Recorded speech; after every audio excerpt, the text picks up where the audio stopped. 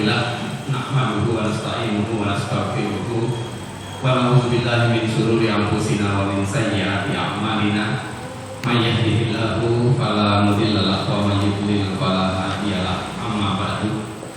Qala Allah ta'ala fil Qur'anil Karim a'udzu billahi minasyaitonir rajim bismillahirrahmanirrahim wa la taqfu ma laisa laka bihi ilm inna sam'a wal basara wal fuada kullu ulaika kana anhu mas'ula. Ayat yang saya hormati Pak Agus selaku Ketua Majelis Taklim kita dan Bapak-bapak yang hadir di kajian pada pagi hari ini, baik yang hadir secara langsung di Aula Baitul Mawadah Bojonegoro Bogor maupun yang mengikuti kajian ini melalui media online. Ya, ada Pak Rusdi di Bandung, Bu Evi, ada unit di Perum dan yang lainnya.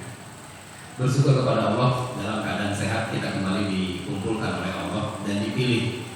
Ya, kita terpilih oleh Allah dari sekian banyak bapak-bapak di Baitul Mawadah di Bojonegoro. Ada 6 orang yang terpilih sama Allah pagi ini untuk bisa hadir di majelis ilmu. Dan siapapun yang terpilih untuk bisa hadir di majelis ilmu itu pasti orang-orang terbaik versi Allah. Ya, orang-orang yang mau meluangkan waktunya untuk menuntut ilmu agama, yang di waktu yang sama sebetulnya kita bisa bikin aktivitas lain, gitu ya. Kita mau leyeh-leyeh sambil ngopi, kita mau goes sepedahan bisa juga, gitu ya. Tapi 6 orang ini memutuskan untuk hadir di majelis ilmu dan semoga kehadiran Bapak gak sia-sia, gitu ya. Kehadiran kita di sini tidak sia-sia. Salawat dan salam selalu tercurah kepada junjungan kita, manusia terbaik sepanjang zaman, Nabi Muhammad Sallallahu Alaihi Wasallam beserta keluarganya, sahabatnya, dan semoga sampai kepada kita semua umatnya yang selalu berusaha untuk bisa mengikuti sunnah-sunnahnya sampai hari kiamat nanti. Tadi sudah dibuka dengan basmalah, insya Allah kumpul dan duduknya kita pagi ini akan bernilai ibadah. Baik, Bapak Ibu yang dirahmati Allah, langsung saja ya. Kajian kita hari ini kita belum masuk ke kitab Riyadhus Shalihin karena sebentar lagi kita akan menghadapi Idul Kurban. Maka saya merasa perlu menyampaikan materi ini, materi yang berisi keilmuan tentang kurban, gitu. Ya, jadi judulnya berkurban dengan ilmu. Kenapa penting? Karena tadi di awal saya bacakan surat Al-Isra surat 17 ayat 36 yang bunyinya wala taqfu ma laisa laka bihi ilm, yang artinya surat 17 36 ya Pak Is ya. Surat 17 saya tulis ya.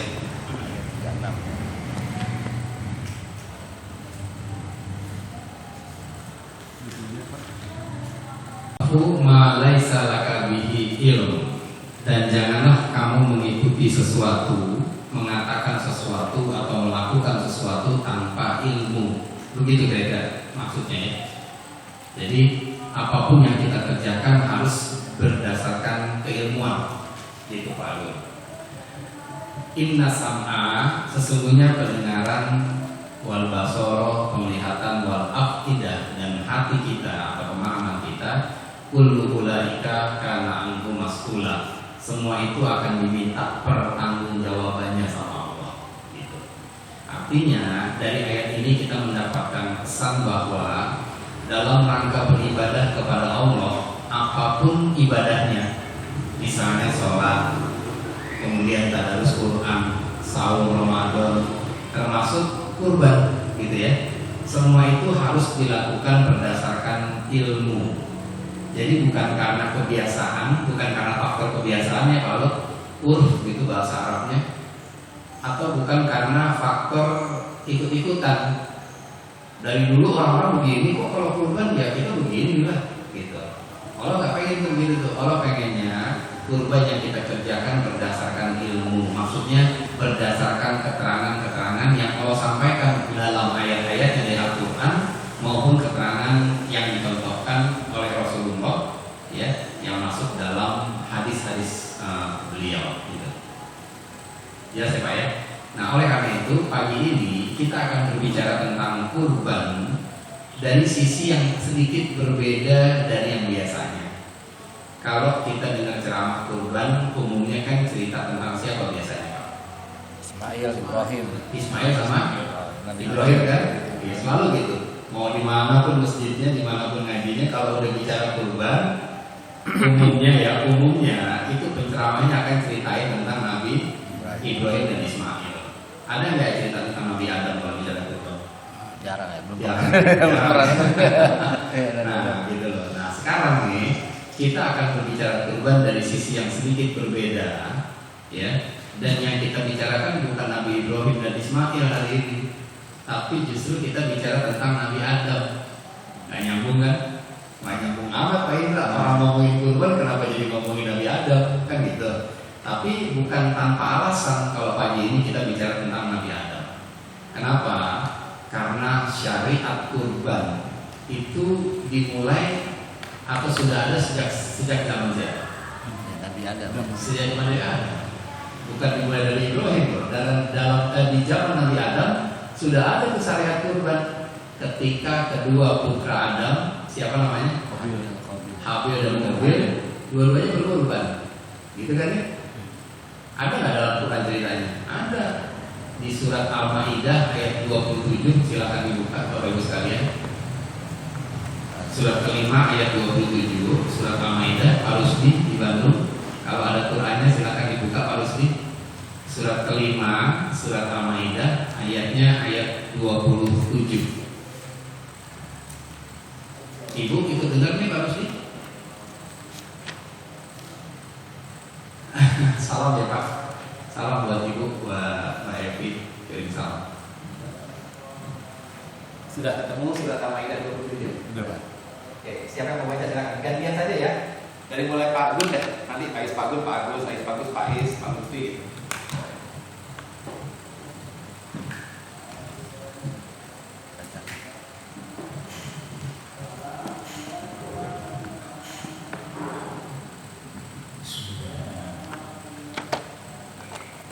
Dan ceritakanlah yang sebenarnya kepada mereka tentang kisah kedua putra Anda. Belum selesai. Terus Ketika keduanya mempersembahkan kurban, maka salah seorang dari mereka berdua diterima dan dari yang lain tidak diterima. oke. Terus Dia berkata, sungguh aku pasti membunuhmu. Dia berkata, sesungguhnya Allah hanya menerima dari orang yang bertakwa. ya. Terima kasih Pak Gun ya. Yang lain sudah ketemu ya ayatnya ya. Pak Lutfi ada ya? Pak Lutfi. Nyari berani Pak Lutfi. Kurang belakang Pak Lutfi. Oh ya, ada dua gabungan boleh. Oke. Perhatikan ayatnya ya, Pak Is ya, semuanya. Dan ceritakanlah dengan yang sebenarnya kisah tentang dua anak Adam. Gitu ya. Di ayat itu tidak disebutkan namanya Habil dan Qabil, enggak disebutin. Tapi ahli tafsir atau para mufasir itu menerjemahkan bahwa yang dimaksud kedua putra Adam di sini adalah Habil dan Qabil. Ya, kembar kan ya? Anak yang pertama kembar, Habil dan Qabil. Anak yang keduanya kembar enggak? Kembar. Kembar lagi. Siapa aja namanya? Perempuan ya. Perempuan. Siapa namanya? Iklimah dan siapa? Labuda kalau saya nggak salah namanya. Jadi pertama kembar laki-laki, dua, yang kedua kembar lagi perempuan. Gitu ya. Oke. Habil dan Qabil. Ceritakan tentang itu, kata Allah. Ceritakanlah tentang dua anak Adam, yaitu Habil dan Qabil, yang ketika dua-duanya berkurban. Itu kan Pak Gun tadi baca ya. Kemudian Allah menerima kurban dari salah satu di antara mereka dalam kurung Habil. Jadi kurbannya Habil diterima Pak Gun. Dan Allah tidak menerima kurban dari yang lainnya. Maksudnya siapa tuh? Qabil. Nah, jadi kurbannya Habil ini dicontreng, checklist, artinya accepted, diterima. Yang ini rejected atau gak diterima sama Allah. Tapi dua-duanya berkorban nggak? Berkorban. Dua-duanya berkorban. Berkorbannya karena Allah. Tapi yang satu diterima, yang satu tidak. Yang diterima itu kurbannya Habil, dan yang tidak diterima itu kurbannya Qabil. Di ayat ini tidak dijelaskan kenapa kurbannya Qabil tidak diterima, ya kan? Nggak ada penjelasan keterangan di situ kenapa tidak diterima. Tapi Allah memperlihatkan karakter Qabil, kenapa kurbannya sampai nggak diterima sama Allah. Lihat karakter Qabil ya. Qabil berkata, "Qala la aqtulanna." Qabil berkata kepada kembarannya yaitu Habil, "Aku pasti akan membunuh kamu." Ya. Jadi Qabil ini ngomong sama si Habil, "Habil, saya akan membunuh kamu, Habil." Perhatikan ayatnya, la aqtulanna itu dari kata kita atau qatala, memerangi. Jadi kita itu artinya perang. Jadi sungguh aku akan memerangi kamu, begitu sebetulnya maknanya. Dari mana kita tahu kita itu artinya perang? Lihat surat Al-Anfal surat ke-8 ayat 65. Qala la aqtulanna, sungguh aku akan bunuh kamu. Maksud bunuh di sini adalah memerangi kamu, gitu. Lihat surat ke-8 Al-Anfal ayatnya 65.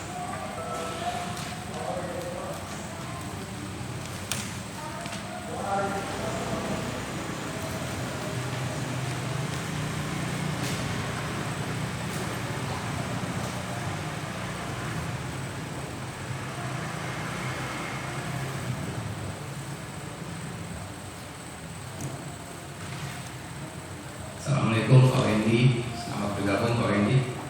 Pak Wendy Rudianto. Ya. Kita lanjut ya Pak. Ya. Sudah ketemu Pak Agus, silakan baca Pak Agus. Baca Arabnya Pak Agus biar ketemu tentang akar kitalnya. Ayat 65. Ya ayuhan Nabi. A'udzubillahi minasyaitonirrajim. Bismillahirrahmanirrahim. Ya ayuhan nabiyyu halil mu'minina ala qital in yakum minkum isruna sabiruna yaglibu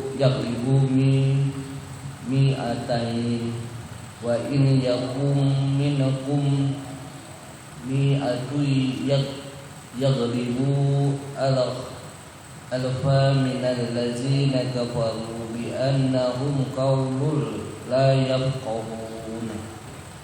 Lihat depannya aja ya. Ya ayuhan nabi, wahai nabi, harridil mu'minina ala kita. Artinya apa? Wahai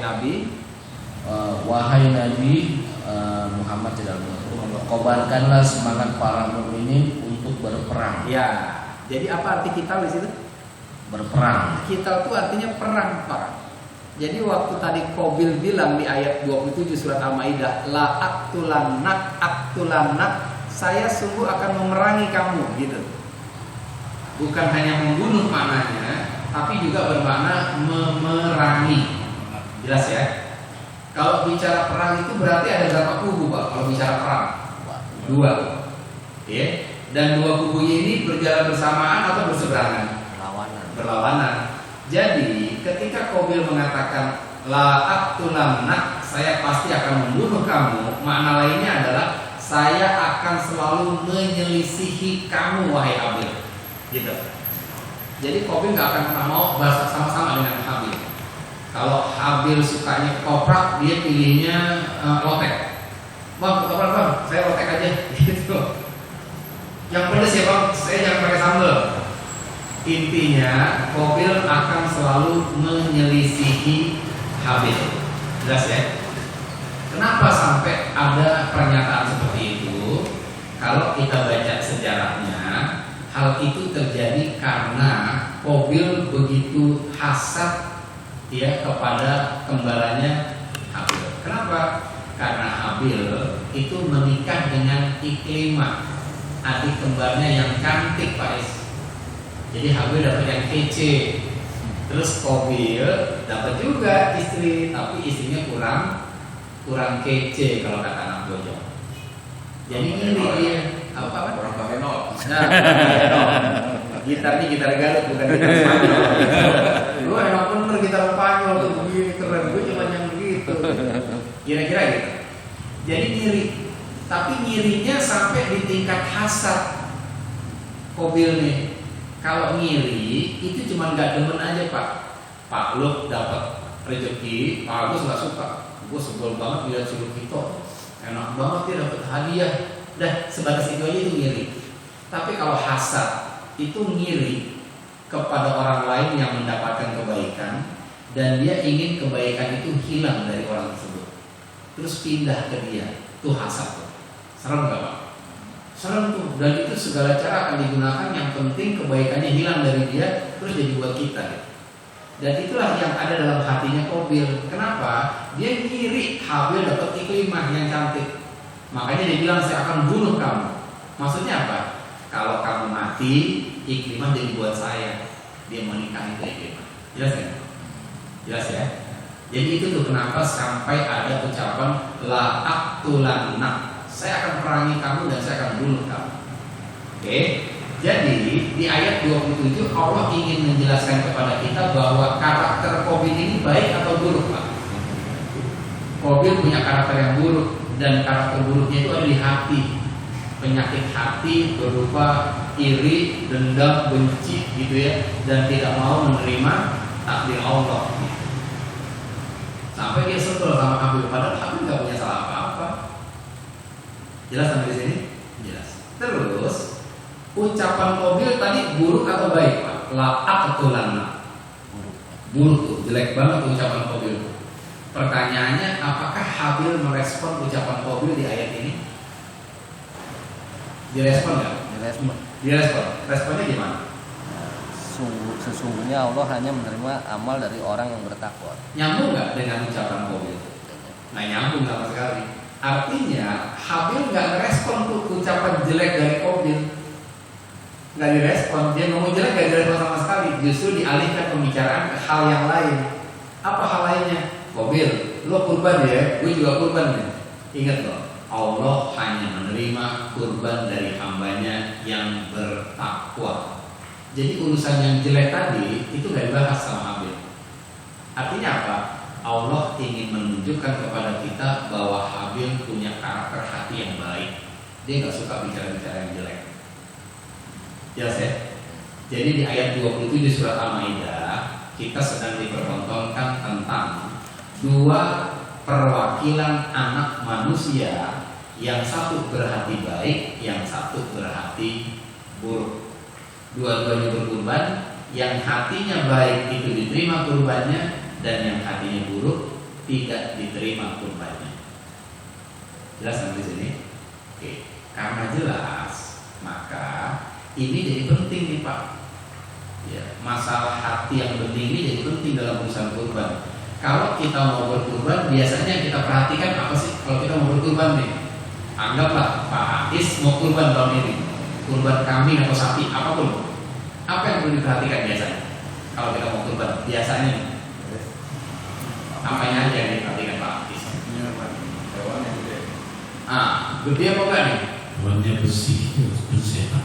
Hewannya sehat apa enggak? Iya kan ya? Nggak boleh cacat nih. Oke, begitu cek kantong, budget cukup. Oke, sapi yang 21 juta. Oke, cocok dengan budget, bisa. Cek dulu kupingnya, potong nggak kupingnya tuh. Oh aman, matanya sehat, semuanya sehat. Oke, ya. Umurnya cukup, udah 2 tahun lebih. Apalagi Pak yang diperhatikan oleh orang yang ingin berkurban biasanya? Selain kesehatan kambing, harganya cocok, umurnya masuk, apalagi Pak biasanya yang diperhatikan sama orang yang mau berkurban? Apa? Ya udah itu Pak. Ya udah itu aja kan? Ikhlas apa? Ikhlas. Oh iya ikhlas karena Allah. Oke. Apalagi Pak Agus kira-kira? Mungkin berat dagingnya, berat sapinya gitu loh. Oh, Kalau saya beratnya oke kan nih harga sendiri nih. Oke beratnya Pak Gun. Pak Gun mau kurban sapi, apa yang Pak Gun perhatikan selain kesehatan, gak cacat, umurnya cukup, dagingnya banyak, lillah karena Allah, duit cukup, apalagi Pak Gun? Umum aja secara umum orang kalau mau kurban selain itu apa lagi?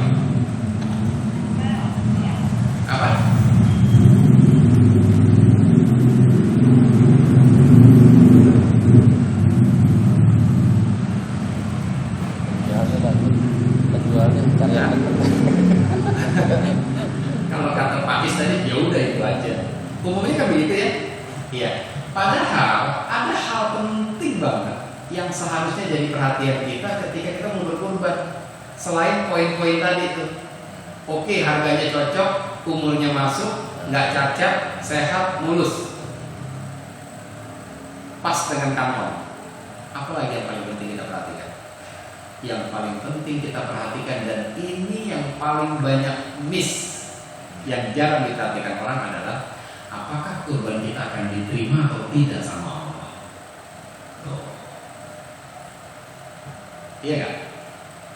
Jarang nggak Pak Agus kalau mikirin itu Pak Agus? Jarang. Panitia juga jarang mikir ke situ. Penting sehat. Ini siapa nih? Punya palu, oke. Palu kita potong ya, oke. Allahu Akbar, Allahu Akbar, Allahu Akbar. Saat Bismillah potong, selesai. Kita nggak berpikir diterima apa nggak di kurban kita. Padahal tidak semua kurban itu diterima sama Allah.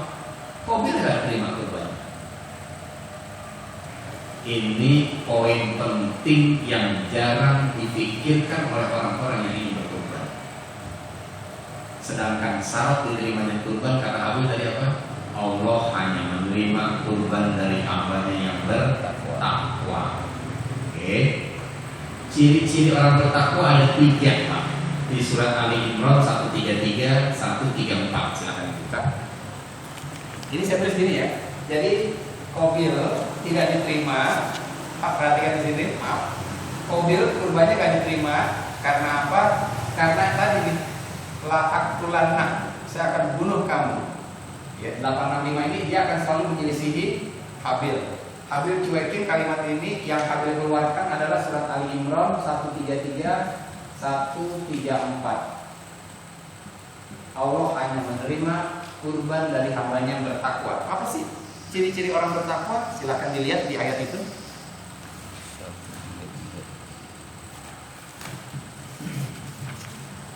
Ya, silakan dilihat ayatnya.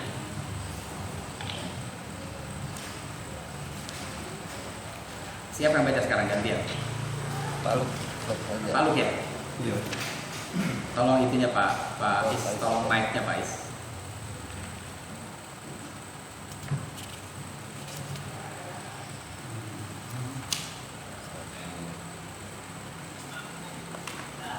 Ke Pak Is dulu, Pak Is belum. Pak Is ya. Ada udah tahu belum? 133. Cie 33, cie 3 ampe Pak Is. Dua-duanya. Nah, 134.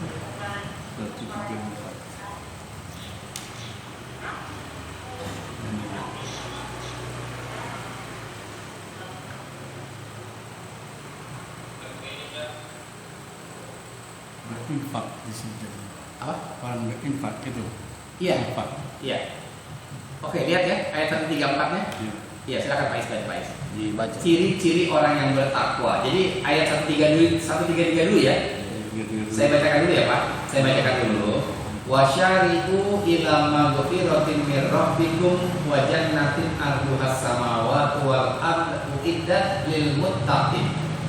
Bersegeralah kamu menuju ampunan Allah dan surga yang luasnya seluas langit dan bumi yang disediakan bagi orang-orang yang bertakwa. Itu 133-nya. Timbul pertanyaan, siapa tuh orang yang bertakwa? Dijelaskan di ayat berikutnya 134. Silakan dibaca Pak Is. Ciri-ciri orang bertakwa ada 3 di situ. Allazina yunfikun fis-sarai wad-darai wal kaziminal ghaiza wal afina 'anil nasi wallahu yuhibbul muhsinin. Ya, terima kasih Pak Is. Ada 3 di situ ciri-ciri orang yang bertakwa. Yang pertama, allazina yunfiquna fis-sarai wad-dharra, yaitu orang-orang yang mau berbagi di waktu lapang maupun sempit, di saat dia sendiri pun butuh. Satu. Yang kedua, wal kaziminal ghaiza, yaitu orang-orang yang mampu menahan atau mengendalikan emosinya. Bagus. Jadi sumbunya panjang, tak pendek. Jadi kena stimulus dikit nggak langsung marah dia. Karena sumbunya panjang, jadi dia pikir dulu ini kenapa begini ya. Jadi dia mampu mengendalikan. Yang terakhir, lihat, ciri-ciri orang bertakwa yang terakhir adalah wal 'afina 'anin nas, yaitu orang yang pemaaf. Betul nggak? Ada Pak Agus, Pak Ahmad, yaitu orang yang memaafkan kesalahan orang lain. Gitu Pak Agus. Ya, kita fokus di ciri yang terakhir. Kalau tadi Habib bilang Allah hanya menerima kurban dari hambanya yang bertakwa, berarti Allah hanya menerima kurban dari hambanya yang pemaaf atau bukan? Iya. Oke. Waktu Idul Fitri kemarin di sini sholat Idul di mana? Di masjid. Warga. Di masjid. Masjid ya. Oke. Habis sholat pada salam-salaman nggak? Ya. Iya. Maaf-maafan nggak? Iya. Kalau maaf-maafan tuh maafnya beneran atau bohongan? Kalau maaf-maafan. Artinya nggak bisa dilihat soalnya. Iya, artinya nggak bisa dilihat kan? Kan maaf itu cuma di muka sama di mulut. Maafin gue ya Gus, iya gimana? Iya, mulutnya bilang iya saya maafin, mukanya gini apa senyum gitu. Tapi hati kan, wallahu a'lam, Allah yang tahu. Bener kasih dia maafin nih. Waktu di masjid sih salaman, pas ketemu lagi di tikungan cuek Pak Is. Oh Pak kan menurut saya ya. Padahal di masjid tadi katanya iya gue maafin. Gitu. Di masjid Pak Is salaman sama Pak Gun maafin saya, iya Pak sama-sama ya, iya. Senyum, sama-sama lagi sama-sama maafin. Tapi pas ketemu lagi di tempat lain di Indomaret misalnya belanja ketemu cuek. Kenapa cuek? Gak taunya Pak Gun masih simpel sama Pak Is. Jadi maafin cuma sampai di mulut, gak sampai di hati. Kenapa? Karena maaf-maafan, bukan salam-salaman dan saling memaafkan. Maafnya terpaksa, nggak dari hati, intinya gitu. Padahal Pak, yang namanya memaafkan itu, kalau kita bicara Quran, itu harus dari hati ternyata. Nggak bisa cuma di mulut.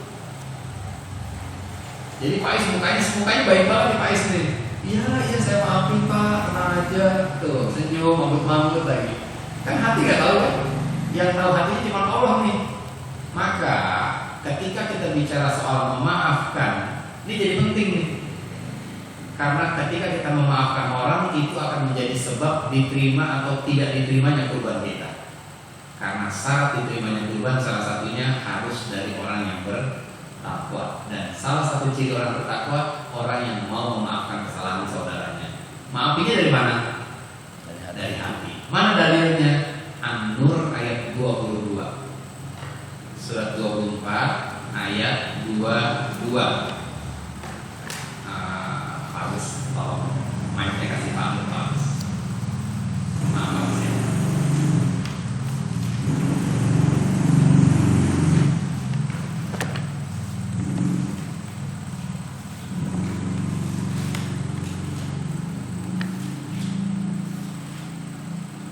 ayat 24 ayat 22. 24 ayat 22.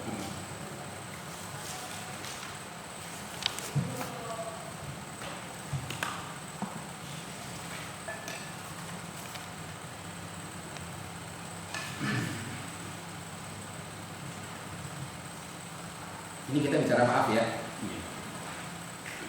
A'udzubillahi minasyaitonirrajim.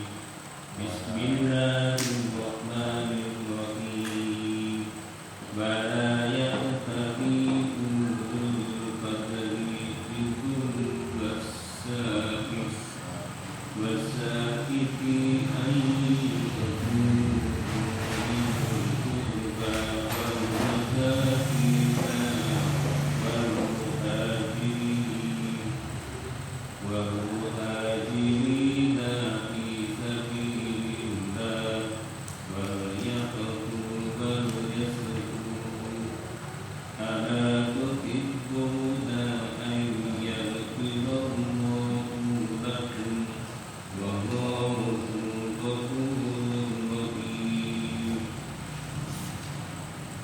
dan janganlah orang-orang yang mempunyai kelebihan dan kelapangan di antara kamu bersumpah bahwa mereka tidak akan memberi bantuan kepada kerabatnya, orang-orang miskin dan orang-orang yang berhijrah di jalan Allah, dan hendaklah mereka memaafkan dan berlapang dada. Apakah kamu tidak suka bahwa Allah Ya, makasih Pak. Ini ayat kalau kita baca begitu aja kan kayak gak ada apa-apanya nih Pak Agus. Begitu aja udah baca gitu. Tapi ayat ini akan menjadi sangat luar biasa Pak Ahmad kalau kita paham asbabun nuzul atau sebab kenapa turunnya ayat ini. Ya.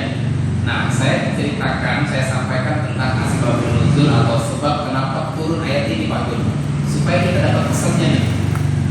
Jadi ayat ini turun ketika terjadi perselisihan antara Abu Bakar dengan budaknya yang bernama Mistah.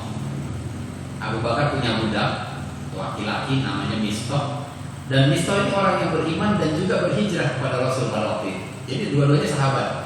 Abu Bakar sahabat Rasulullah, Mistah juga sahabat Rasul. Bedanya Abu Bakar sahabat Rasul dari golongan dahab, orang yang kaya, sementara Mistah dari golongan yang miskin. Oke.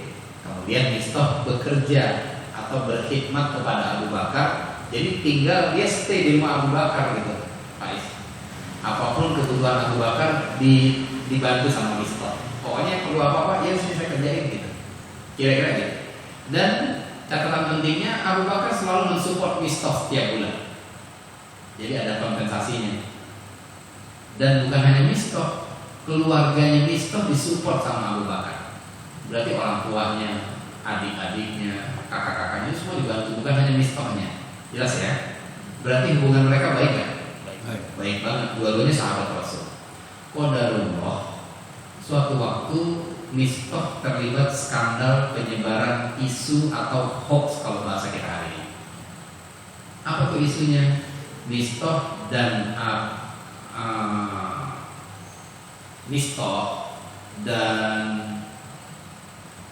Abdullah bin Ubay bin Salul, tokoh kemunafikan pertama dalam sejarah Islam, ya, itu terlibat skandal penyebaran isu bahwa Aisyah telah berzina, gitu.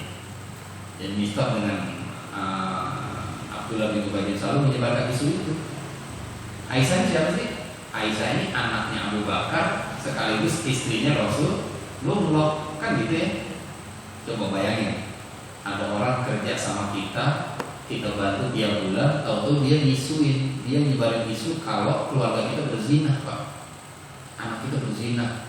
Terus isunya dihembusin terus sampai akhirnya satu bojong percaya, oh dia bener, ternyata anaknya Pak itu berzina loh. Nah, kira-kira gimana tuh perasaan Pak Is kalau gitu, Pak Is? Lazim zalim. Sorry. Kira-kira Pak Is seneng nggak sama budak Pak Is, sama pembantu Pak Is? Enggak lah ya, enggak lah Pak. Terus enaknya kita apain nih Pak? Pecat tuh. Kalau Pak Agun pecat udah SP3, nggak pakai SP12, langsung SP3 pecat. Kalau Pak Is diapain kira-kira Pak? Ya seperti Qabil dan Abil tadi Pak. Ya, Kita perang. dalam bahasanya seperti Qabil dan Abil. Saya akan bunuh kamu. Oke. Terus kalau Pak Agus kira-kira diapain Pak Agus? Ya Kalau kita punya pembantu kayak gitu. kita usir lah, berarti ini itu kan. Berarti usir dia kan? Iya. Itu kalau kita. Ini terjadinya bukan sama kita nih. Terjadinya kepada Abu Bakar As-Siddiq, yaitu manusia terbaik kedua setelah Rasulullah. Pertanyaannya, kira-kira kalau sama Abu Bakar dipecat nggak ya? Dimaafkan ya? Maafkan. Pak Ahmad. Maafkan. Kalau sih diadili, Pak. Diadili. Diadilinya gimana tuh diadili? Diapain tuh maksudnya diadili, Pak? Oke. Yang terjadi kepada Abu Bakar setelah Mistah ini memfitnah Aisyah, Aisyah itu ternyata sama dengan respon Pak Gun. Abu Bakar emosi juga ternyata pada saat itu, marah dan kecewa yang luar biasa sampai Abu Bakar bersumpah pakai nama Allah. Wallahi, demi Allah, saya tidak akan bantu kamu lagi Mistah. Ternyata Abu Bakar emosi juga kalau walaupun dia manusia terbaik, ternyata dia emosi juga di saat itu. Sampai bersumpah, wallahi, demi Allah, saya tidak akan membantu kamu lagi Mistah. Sumpahnya benar tuh. Ya, dalam Islam diajarkan kalau kita mau bersumpah harus pakai nama Allah kan? Kalau dia bilang wallahi berarti benar nggak? Demi Allah nih, benar nih. Yang bermasalah konten sumpahnya. Demi Allahnya mah benar, tapi isinya saya bersumpah nggak akan nolongin orang. Nah, benar apa salah tuh sumpah begitu tuh? Salah. Ya, saya bersumpah saya nggak akan sholat. Demi Allah saya nggak akan mau sholat lagi. Demi Allah itu benar, tapi nggak mau sholatnya salah nggak? Salah. Salah. Abu Bakar begitu. Wallahinya udah benar, tapi kontennya itu nggak benar.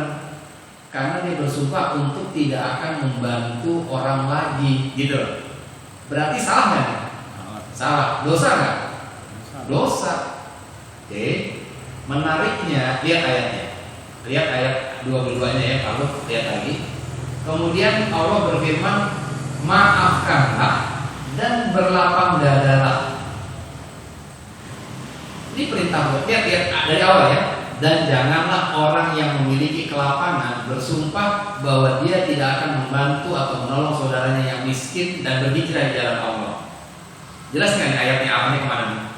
Siapa orang yang berkelapangannya? Abu Bakar ya. Abu Bakar. Orang yang miskinnya? Ya, Mistok. Mistok. Tapi Allah bilang janganlah kamu bersumpah seperti itu. Abu Bakar itu terlanjur bersumpah tuh. Berarti kan salah nih.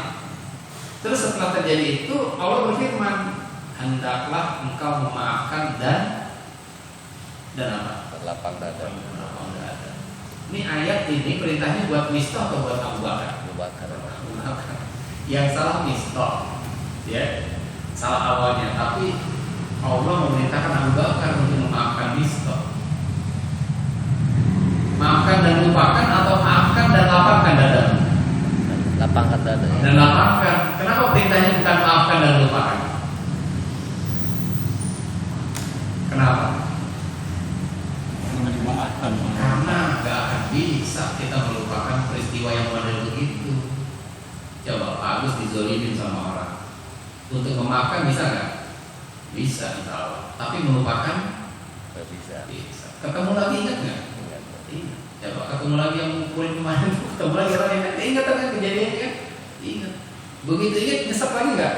Nyesek pasti. Nah ketika kita nyesek lagi, lapangin lagi dada kita. Itu yang Allah perintahkan kepada Abu Bakar. Gimana Abu Bakar mau lupain Mistok? Orang ayatnya sampai sekarang masih ada tuh. Seandainya Abu Bakar masih hidup hari ini baca ayat ini, ingat nggak peristiwa dulu? Ingat. Tapi Allah nggak perintahkan melupakan Pak Gun. Begitupun sama kita. Jadi kalau Pak Is ada orang jahat sama Pak Is, maafin kata Allah Pak Is, maafin tuh orang dan lapangkan dada Pak Is. Allah nggak perintahkan melupakan karena hampir mustahil kita bisa melupakan itu. Jadi kalau kita memaafkan orang, ya kan nyesek nih hati kita nih, enak bener nih orang udah jahat sama gue suruh maafin nih, oke maafin. Tapi saya nggak terima hati saya Pak, makanya itu lapangkan kata Allah. Pertanyaannya berat nggak begitu Pak Agus? Memaafkan Mistok terus ngelapangin dada itu berat banget dan itu yang diambil oleh Abu Bakar. Abu Bakar mau begitu tuh. Akhirnya Mistok dimaafkan, sumpahnya dicabut dan besoknya next day Mistok kerja lagi Pak Is. Luar biasa nih Abu Bakar bisa begini. Pertanyaannya, kenapa bisa begitu Abu Bakar? Lihat closing ayat. Apakah kamu tidak suka? Lihat terjemahannya. Ya, sebetulnya Abu Bakar berat untuk memaafkan Mistok gitu. Tapi lihat kalimatnya gimana Pak? Apakah kamu tidak suka bahwa Allah mengampunimu? Nah, apakah kamu tidak suka bahwa Allah mengampunimu? Mu-nya siapa? Abu Bakar. Kak, ente salah loh. Ente bersumpah demi Allah gak akan bantuin orang. Itu salah tuh. Kamu gak suka kan kalau dosamu diampuni Allah? Gitu. Jadi harusnya melupakan bagaimana? Bukan melupakan, melapangkan dadanya. Allah gak perintahkan melupakan. So di mana seperti di negara barat itu pokeret gitu Pak. Itu Iya. gimana? Bentuknya gimana? Ya, di dalam ajaran Allah, dalam ajaran Islam enggak. Makanya kalau ada orang ngomong begini, saya udah maafin Pak Indra, tapi saya nggak bisa melupain. Ya nggak apa-apa. Emang bukan itu perintahnya. Perintah Allah maafkan dan lapangkan dada. Forgiven, unforgotten, nggak ada masalah. Yang penting forgiven dan wipe your heart. Lapangin ke dada kamu. Gitu. Melupain susah Pak. Ini selesai semua gitu. Iya, selesai. Lapang dada itu memaafkan seluas-luasnya. Iya. Berjiwa besar. Abu Bakar sebenarnya berat. Maafin ini seorang dia pecat kok. Berarti kan dadanya sempit ya rasanya. Pak Lutfi. Ya. Waktu Abu Bakar bilang, "Wallahi saya tidak akan bantu lagi kamu." Sempit nggak dadanya Abu Bakar? Makanya Allah bilang lapangkan dadamu. Artinya udah maafin, terima lagi dia kerja. Oh itu PR tuh susah banget begitu. Tapi Abu Bakar mau. Artinya apa? Setiap Abu Bakar melihat muka Mistah kemudian hatinya kesel lagi, dia harus berusaha melapangkan hati. Itu perintah. Berat kan? Tapi Allah bilang, apakah kamu gak suka kalau aku mengampunimu? Itu Abu Bakar jawab tuh kalau kita baca sirahnya Pak Haris. Abu Bakar merespon, bala iya saya ingin banget, saya suka banget diampuni sama Allah. Ya udah, kalau kamu ingin diampuni Allah, ampuni Mistah. Artinya apa? Kalau kita ingin dosa-dosa kita dimaafkan oleh Allah, berarti apa yang harus kita lakukan? Maafkan dosa-dosa orang lain terhadap kita. Dan itu kan kita lakukan di Idul Fitri. Tapi masalahnya banyak orang memaafkannya cuma di mulut doang, muka dan mulut, nggak sampai hati. Sementara perintah Allah, maafkan dan lapangkan dadamu. Jadi urusan memaafkan harus sampai hati. Berarti kalau kemarin di Idul Fitri kita salam-salaman, maaf-maafan hanya di mulut, hati kita masih gedek, berarti udah benar belum memaafkan? Belum. Kalau kita nggak maafin saudara kita itu berarti Allah memaafkan kita nggak? Enggak. Kalau kita tidak memaafkan berarti kita orang bertakwa atau bukan? Bukan. Terus kita berkorban, diterima?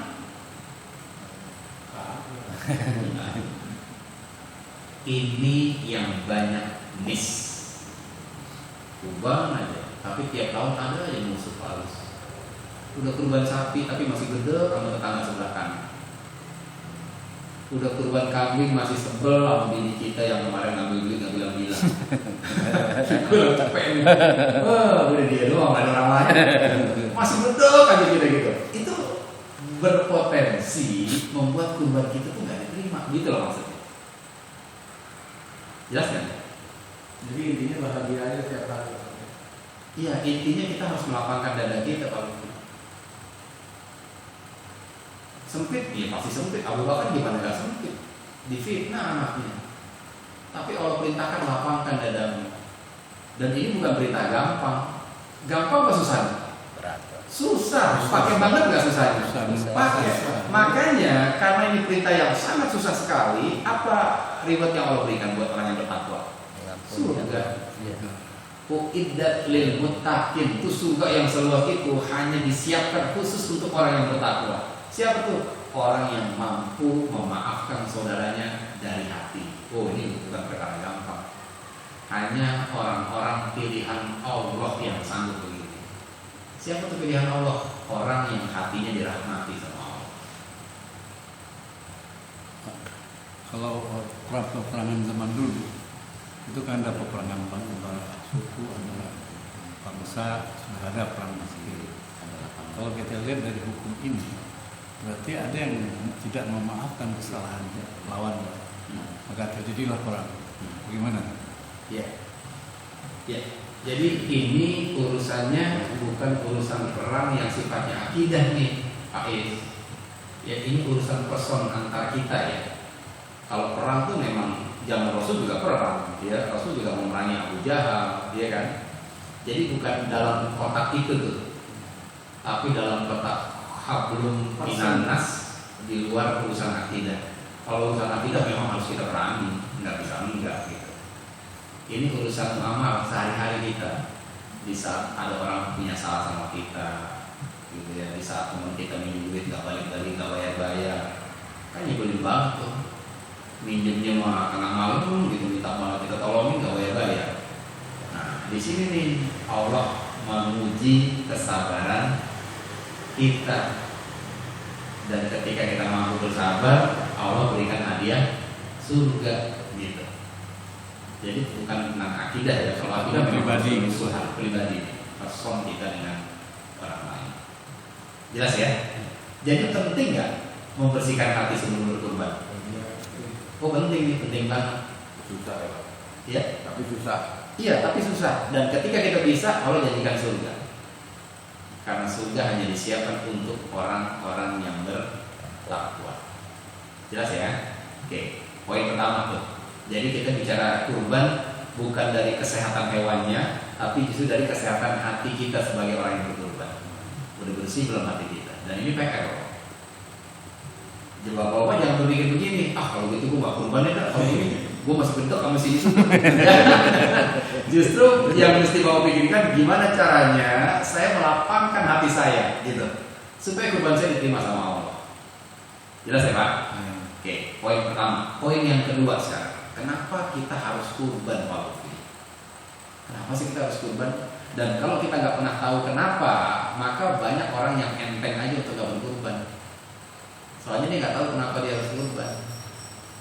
Ya, kalau mau pakai bahasa yang keren-kerenan gitu nih, kalau bahasa orang hotel gitu ya. When the why is clear, kalau kenapa udah jelas, how-nya will be very easy. Jadi gampang. Kalau udah tahu alasannya kenapa, bagaimananya jadi gampang. Contoh, besok bapak-bapak yang berenam ke rumah saya ya. Pagi 5:30 saya tunggu, jangan lewat. 5:30 pagi Pak. Datang nggak kira-kira? Kenapa nggak datang? Saya masih bangun tidurnya Saya tidurnya keblok Pak Indra. Saya tuh bangun tuh jam 8 biasanya. Oke, alasannya gitu kan? Kalau Pak Agus? Saya sudah sembahyang subuh, sholat tidur lagi. Tidur lagi. Oke, nggak apa-apa. Pak Agus? Belum jelas mau ngapain gitu, sudah datang Iya, aja. nggak jelas mau ngapain Indra 5:30. Ya Allah. Gue nggak datang deh. Kenapa Pak Agus? Gue ada kerjaan. Gitu. Iya. Pak Gun alasan lagi. Enggak Pak Indra, ada mertua datang. Mertuanya datang dari kampung misalnya. Oke. Ya kan? Sekarang saya ganti. Saya jelaskan besok bapak-bapak yang ada di sini 5:30 pagi saya tunggu di rumah. Kalau bapak bisa datang sebelum jam 5:30, maka bapak akan diberangkatkan umroh satu keluarga. Alhamdulillah. Ada tetangga saya orang kaya mau berangkatin umroh 40 orang nih, yang dia cari yang bisa datang 5:30 pagi. Kira-kira datang nggak? Ya awal. Ada mertua kan tadi. Lama mertua saya sudah tunggu di rumah kan gitu kan? Iya nggak? Terus Pak Agus bilang tadi saya nggak datang main. Kenapa? Agus nggak jelas. Sekarang udah jelas nih. Datang nggak kira-kira? Begadang kita soalnya. Begadang. Kita tungguin. Takut lewat dari 5:30 kan? Pak Is gimana? Alhamdulillah Pak. Datang nggak? Datang Pak. Udah datang kalau gitu. Padahal tidurnya keblok kan? Iya kan? Artinya apa sih? Why-nya itu jadi penting Pak. Ketika why-nya jelas, kenapa saya harus kurban? Orang yang tadinya berpikir saya nggak kurban di tahun ini, itu bisa kurban. Gitu loh. Jadi why factor ini penting untuk membuat kita jadi mau melakukan. Nah sekarang poin kedua, kenapa saya harus kurban nih? Buka surat 108, surat Al-Kautsar ayat 1 dan 2. Kenapa sih saya harus kurban ya? 108. Surat 108. 100. 108. Iya, surat Al-Kautsar 108 ayat 1 dan 2. Ini kita bicara why ya, why factornya. Ini poin pertama tadi. Bahwa kurban itu harus hati dengan hati yang baik, yang bersih. Sekarang poin kedua, why. Fasuli di Rabbikal. Kenapa? Faktor kenapa ini yang mesti kita pahami supaya berkurban itu jadi gampang aja buat kita. Yang tadinya tidurnya keblok jadi bisa bangun cepet. Yang tadinya bilang gak jelas akhirnya dia begadang. Yang bilang ada mertua, mertuanya gue suruh tunggu dan yang penting gue bisa umroh kan gitu kan. Sudah ketemu? Oke, lihat ya. Inna a'toina kal kautsar. Apa artinya Pak Ahmad? Pakai mic Pak Ahmad. A'toina kal kautsar. Sungguh kami telah memberimu atau Muhammad nikmat yang banyak. Oke. Terus sungguh kami telah memberimu Muhammad nikmat yang banyak. Oke, setelah dikasih nikmat banyak, apa perintah Allah berikutnya? Ayat 2-nya. Fasolli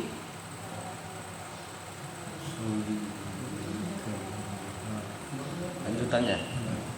Maka laksanakanlah sholat karena Tuhanmu dan berkorbanlah sebagai ibadah dan mendekatkan diri kepada Allah. Nah, tuh. Jadi kalau kita mau tahu kenapa Allah perintahkan kita berkorban, ini nih why factornya, ini penyebabnya nih. Kata Allah, aku telah memberikan kamu Muhammad nikmat yang banyak. Itu Muhammad itu bisa jadi Ahmad, bisa jadi Lutfi, bisa jadi Lukito, Indra, Gun, Agus S, Agus H, Agus R. Oh, bahasa Arabnya banyak apa sih? banyak. Banyak. lot of Banyak apa ya Pak? Kafir. Kasir. Kafir pakai tak tuh artinya kan banyak. Kafir. Itu kalau di rumah ada kasirnya nggak? Beda, itu beda. Dia megang duit banyak, makanya disebut kasir. Kasir. Kafir. Asal katanya. Kafir. Iya. Kafir. Jadi kasir itu resapan dari bahasa Arab. Ya. Kasir itu artinya banyak. Kalau banyak banget tinggal tambahin jiddan. Kalau bahasa Inggris tambahin very di depan. Very kasir, banyak banget tuh. Kalau orang Padang bilang banyak bana. Nah, tambahin kata bana. Nah, di sini Allah bilang Allah telah memberikan nikmat yang banyak. Terjemahannya begitu. Padahal bukan kasir kata-katanya, tapi kausar. Terus kalau kausar apa? Kausar itu bentuk jamaknya dari kafir. Udah banyak terus dijamakin Pak. Berarti banyak atau banyak banget? Banyak banget, gitu maksudnya. Allah telah memberikan kita nikmat yang banyak, pakai banget, yang kalau kita coba-coba itu kita akan merinding Pak. Wa in ta'udu nikmatallah la tuhsuha. Kalau kamu ingin menghitung-hitung nikmatku, kamu gak akan mampu, kata Allah. Kan gitu kan di ayat lain kan? Oke, sekarang kita agak-agak bandel nih.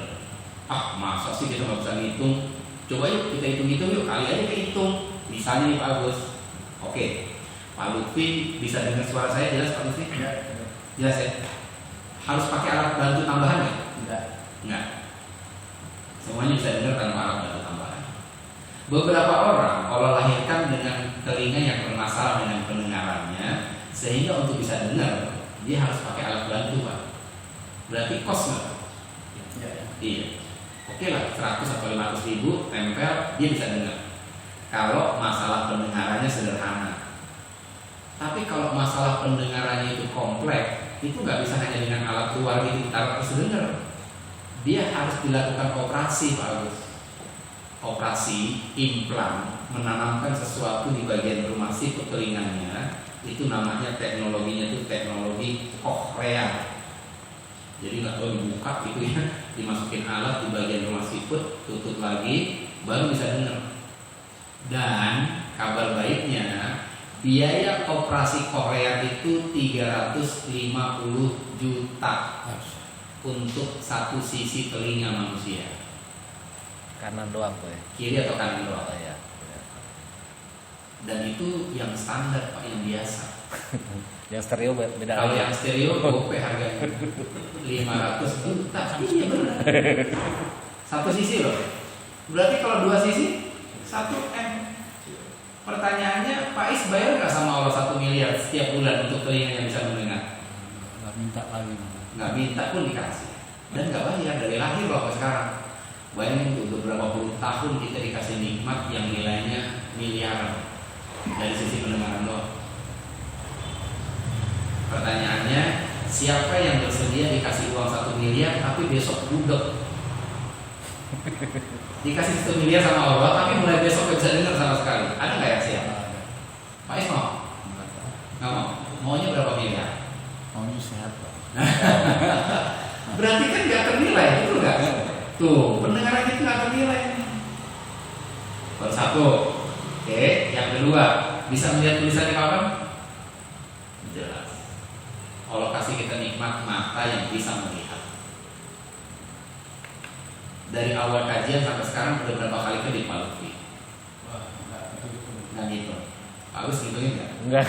Oke, sekarang coba tahan matanya sampai kajian selesai, jangan ada yang kedip. Tahan ya, jangan ada yang kedip. Bisa nggak kira-kira? Nggak bisa. Kenapa sih Pak Indra ngomongin kedip? Ini terus sorry ya, saya presentasi di Duku Atas Pak Lutfi sama orang Chinese Semarang, pemilik kolektor lukisan. Jadi lukisan asli dunia itu di lantai 4 tempat rukonya dia itu segini nih, bisa 200 juta harganya lukisan. Saya presentasi di situ, kira-kira setengah jam presentasi, kalau tuh dia ngomong gini, gue sirik dan melihat kepada kedip. Kalau saya yang ngomong nih, saya sirik dan melihat Pak Agus bisa kedip. Kira-kira Pak Agus terus ngapain Pak Agus? Ya, pasti nanya kok, emang kenapa gitu kan? Iya, nanya emang kenapa? Atau paling tidak, kita kan jadi merhatiin mata dia. Kok dia ngomong gitu ya? Jadi waktu dia ngomong gitu, saya jadi merhatiin matanya Pak Agus. Saya lihatin, ternyata nggak kedip-kedip nih sama presentasi. Wih, jago banget Pak Indra, bukannya jago, emang nggak bisa kedip. Syarat kedip matanya itu dimatiin sama Allah. Jadi matanya nggak bisa nutup Pak. Jadi kalau beberapa saat dia harus keluarin tetesan itu, dia tetesin. Ingat dong, nggak bisa nutup. Jadi pada saat ditetesin, dia nggak bisa kedip, jadi airnya kemana-mana tuh. Pakai tisu lagi telapin. Syarat kedip matanya dimatiin sama Allah dan kelenjar air matanya dikeringin sama Allah. Ini orang kaya banget. Saya presentasi sebentar pulang 1 juta Pak. Itu lebih 10 tahun yang lalu tuh. Uang segitu kan gede. Karena ini buat ongkos kereta. Ini Labuan Bogor ke Jakarta kereta berapa sih? Nggak sampai 20.000 juta saya kepelih. Tapi pelajarannya adalah dia itu adalah manusia yang syarat kedip matanya itu dimatiin sama Allah. Dan dia cerita, saya udah habis ratusan juta Pak untuk bisa membuat mata saya kedip lagi, dan nggak bisa. Ternyata kedipan mata kita tuh nilainya ratusan juta. Allah kasih kita mata dengan kelopak yang otomatis kedip di saat mata kita butuh pelumas. Kita nggak pakai mikir kedip. Emang ada yang mikir, aku mau kedip Pak, baru kedip gitu. Mikir dulu nggak sih? Enggak, itu automatically Allah setting begitu, dan itu nilainya ratusan juta. Pak Agus mau dikasih 100 juta tapi nggak bisa kedip Pak Agus. Nggak mau, maunya berapa ratus juta? Nggak mau lah. Berarti kedipan mata bernilai nggak? Iya kan, bernilai banget. Kedipan mata Pak. Pegang perut kita masing-masing, pegang perut. Ada perutnya Pak? Coba pegang perut kita, ada? Ada kan? Kita kan nggak pernah berpikir bahwa ini nikmat yang luar biasa dari Allah. Mungkin kita nggak pernah berpikir. Ya, pernah nggak baca berita seorang bayi dilahirkan tanpa dinding perut? Ada. Kurang lebih seminggu yang lalu saya kajian kurban juga nih Pak Agus sama di pasar Minggu. Pas saya ngomongin pernah dengar berita ada bayi dilahirkan tanpa kulit perut, tanpa dinding perut, ibu-ibunya harus di majelis itu. Ada ibu-ibunya. Ini keluarga besar Bani Ismail, orang Padang. Keluarga besar Bani Ismail di pasar Minggu. Ibu Ustaz, iya Bu, nangis. Lah kenapa nama saya? Dia gendong anak kecil. Anak saya lahir nggak ada perutnya Pak. Beneran ada. Jadi anaknya waktu lahir itu nggak ada dinding perut, jadi khususnya berantakan. Lahir berantakan Pak, dikumpulin, mau nggak mau operasi. Ada handphone kan nih? Coba buka Google, Pak Is buka Google-nya. Ada di video ada. Ada kan? Iya. Yang mau saya ini kan bukan videonya, tapi harga kulit perut. Iya. Kalau kita buka Google, ketik harga organ tubuh manusia di pasar gelap, ya bagus. Ada nggak ya Pak? Bisa nggak? Ada wifi kan ini? Ada ginjal aja 200 banyak. 24 M ginjal Pak. 2,4 miliar. Pakai dibunuh orang dulu kan? Gembel-gembel dibunuh di itu. Nggak boleh lebih dari 10 jam lagi. Lewat 10 jam nggak baik, nggak bisa dipakai. Harga organ tubuh manusia di pasar gelap. Kalau udah ketemu pilih gambarnya atau image gitu. Nanti keluar tabel warna putih.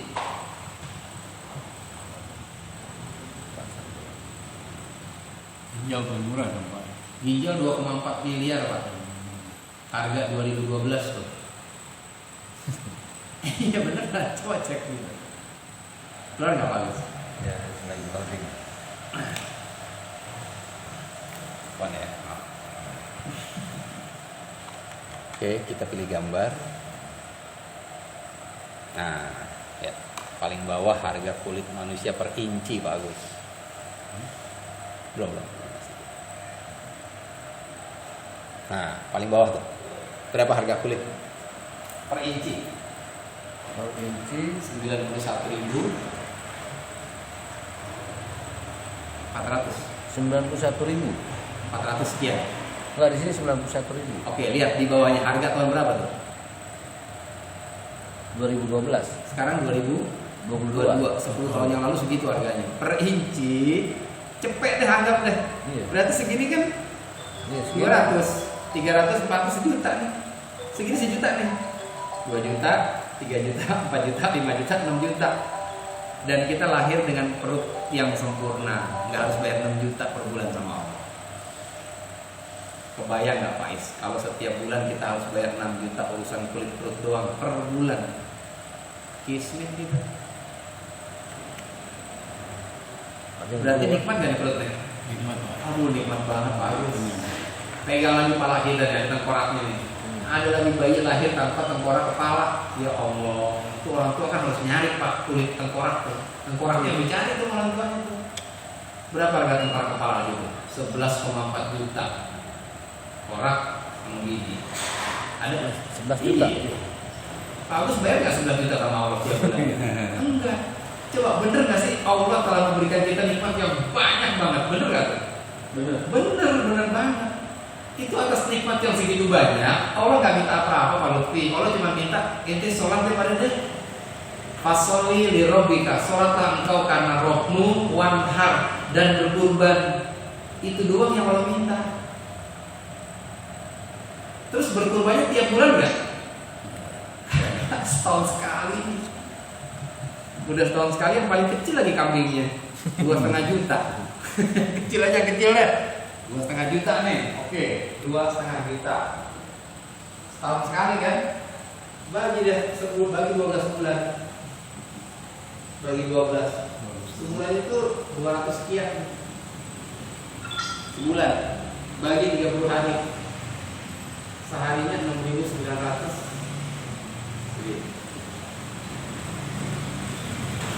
Jadi kalau kita berkurban dengan hewan kurban yang paling kecil, anggaplah 2,5 juta, itu bermakna kita bersyukur kepada Allah dengan nilai 6,9 ribu, nggak sampai 7.000 perak sehari. Atas nikmat mata yang bisa melihat, kuping bisa dengar, perut ada kulitnya, kepala ada tengkoraknya. Mahal apa mahal banget sih? Murah. Pemurahan kan? Kalau kurban, kalau kita nggak kurban, di mana syukur kita kepada Allah? Gitu.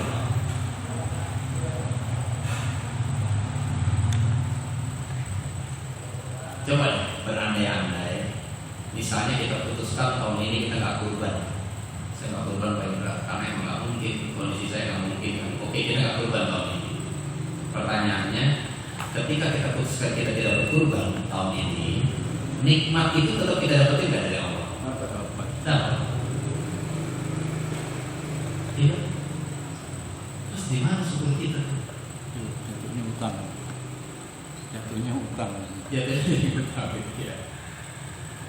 Iya. Jelas sampai sini ya. Nah, sekarang kita masuk poin dua tadi. Kenapa kita harus kurban? Apa jawabannya? Bersyukur.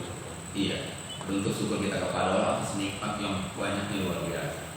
Kebayang gak sih kalau kita nggak kurban terus surat dari langit nih Pak Gus, surat dari langit penawaran. Oke Gus, ente nggak usah kurban tahun ini, tapi mulai besok mata mati. Mulai besok ente nggak bisa gede, ya kan? Terus ginjal cuci darah seminggu 2 kali, perut nggak ada kulitnya, tengkorak kepala kita cabut jadi lembek tuh kepalanya. Kira-kira kita pilih kurban apa enggak? Kurban loh. Walaupun kita nggak punya duit nih, kita nggak punya duit nih, apa yang kita lakukan dulu? Usahain. Yuk gimana nih caranya kan gitu kan? Iya. Jadi gitu pola pikirnya. Jelas sampai sini? Jelas. Poin yang ketiga sekarang. Poin penting yang ketiga. Y factor udah ketemu. Sekarang poin yang ketiga. Kita bicara fakta. Kita bicara fact-nya. Fakta di lapangan. Oke Dra, gue udah ngerti sekarang kenapa gue harus kurban. Karena nikmat itu begitu banyak kalau kasih sama saya. Tapi faktanya saya emang ditakdirin orang kismin nih sama Allah nih. Gitu. Iya gak? Emang semuanya bisa berkurban kambing sama sapi? Enggak kan? Ada gak yang memang ditakdirkan gak mungkin gitu beli hewan kurban? Ada gak Pak? Ada. Terus kalau gitu gimana dong? Apa kita angkat bendera putih gitu? Ya Allah saya gak kurban ya Allah. Kenapa Gus? Saya kan miskin gitu. Oke, lihat penting. Kurban itu ibadah bukan? Ibadah.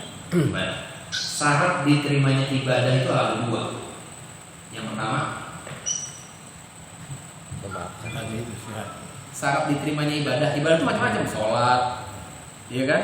Sedekah, puasa, baca Quran, kan macam-macam ibadah. Syarat diterimanya ibadah itu ada dua. Yang pertama, lillah, niat karena Allah. Yang kedua, ada ilmunya, ada sesuai ilmunya ya. Sesuai yang disyariatkan atau sesuai dengan yang dicontohkan oleh Nabi, kan gitu. Berarti kalau kita ingin kurban kita diterima, yang pertama lillah, niat karena Allah. Yang kedua sesuai dengan apa yang dicontohkan oleh Nabi, gitu. Ya kan?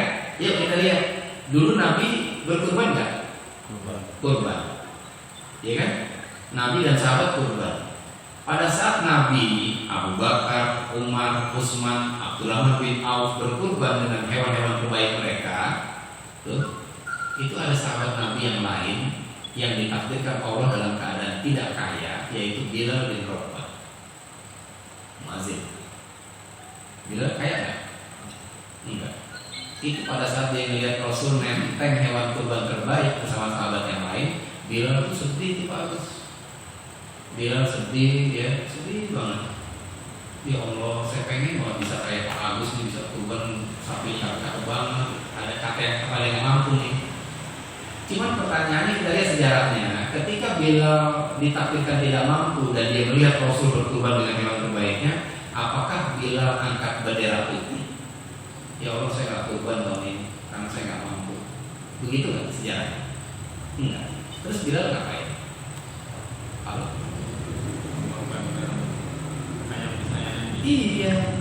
Bilal nggak angkat bendera loh. Bilal langsung ambil ayam yang paling dia sayang, dia potong. Ini contohnya nih. Jadi orang-orang yang tidak mampu di zaman Rasul, dia nggak ada angkat bendera putih di saat kurban. Selesai jangan ayam ya. Tapi bapak jangan ini, oh berarti boleh pakai ayam, enggak boleh, nggak boleh kurban pakai ayam. Cuma sebagai orang beriman yang bersyukur atas nikmat Allah, ya jangan nol-nol amat gitu loh. Ketika kita tidak mampu dengan satu ekor kambing atau sapi, ya bukan berarti kita terus nggak bisa berkurban. Bilal tetap berkurban dengan apa? Dengan sesuatu yang paling dia cintai, yaitu hak yang kesayangannya. Kok bisa begitu sih? Oke, buka surat Ali Imran ayat 92. Buka surat Ali Imran surat ketiga ayat 92.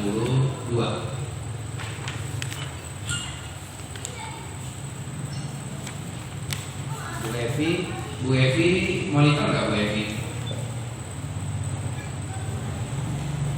Monitor Ustaz. Iya, boleh tolong bantu baca Bu Evi surat Ali Imran ayat 92.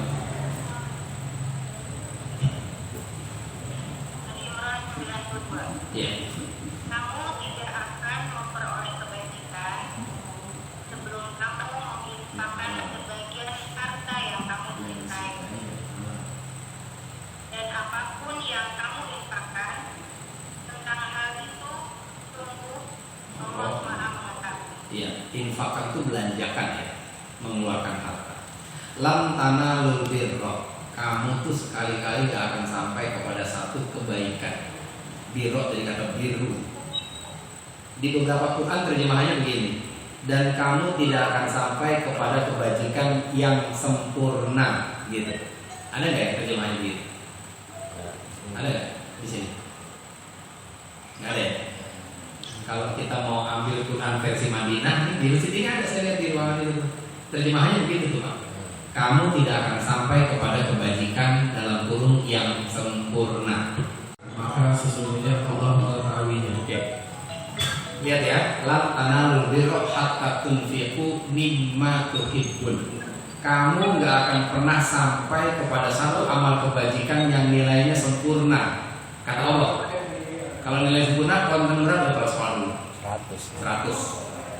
Ya, sedekah kita nggak akan bernilai 100 di hadapan Allah. Kurban kita pun nggak akan bernilai sampai angka 100 di hadapan Allah. Sampai kapan? Hatta tunfiqu, sampai kita mensedekahkan, mengorbankan sebagian dari harta kita yang kita cintai. Itu batasannya. Jadi kalau yang kita keluarkan itu sesuatu yang kita cintai, berarti nilainya sempurna nggak di hadapan Allah? Jelas nih? Sempurna. Oke. Kalau mengeluarkan sesuatu yang dicintai, ada perasaan berat nggak Pak? Ya, Berat. Yang dicintai nih berat, ya kan? Pak Is di dompetnya ada 3 lembar, ratusan ribu, 50-an ribu, sama 2.000 rupiah. Coba kita lebih jujur nih, yang mana yang paling Pak Is cintai? Yang Pak Is paling sayang yang 2.000 apa yang cepet? Yang merah lah. Lewat kecreng di mati, yang ditaruh yang berapa tuh? Yang 2.000. Kalau yang 2.000 berarti yang kita cintai bukan? Bukan. Waktu naruh 2.000 rasanya berat nggak di sini? Enteng. Bisa aja. Datang. 2.000, kita nggak sayang, ya kan? Milih yang ngecek lagi. Ada isolasinya lagi. Kan masih Iya. Nempelnya nggak rata lagi Pak, begini. Oke. Jadi kalau kita ingin punya nilai ibadah yang sempurna di hadapan Allah, maka keluarkan sebagian harta kita yang kita cintai. Maksudnya apa? Pada saat kita ngeluarin itu terasa beratnya. Oke. Ali Imran 92 memberikan penjelasan dan pencerahan kepada kita betapa maha adilnya Allah. Di mana adilnya? Nggak selalu orang yang kurban sapi itu lebih besar pahalanya dibanding orang yang kurban kambing. Nggak selalu. Kenapa? Oke, Pak Lukito kurban sapi, limusin lagi, 175 juta seekor. Keren nggak? Keren. Pak Gul kambing tipe C, 2,5 juta. Ya. Kalau secara kasat mata manusia, mana yang lebih gede pahalanya? Ya, musim. Pak Lu belum menang, kan gitu kan? Itu kacamata manusia. Tapi lihat standar Allah. Kamu tidak akan sampai kepada kebajikan yang sempurna kecuali kamu menafkahkan sebagian harta yang kamu cintai. Kalau Pak Lut satu sapi di musim 175 juta, sementara rekening Pak Lut ada 3 triliun, kira-kira berat nggak mengeluarkan segitu? Cuma berasa, kalau orang Betawi nggak berasa begini mah.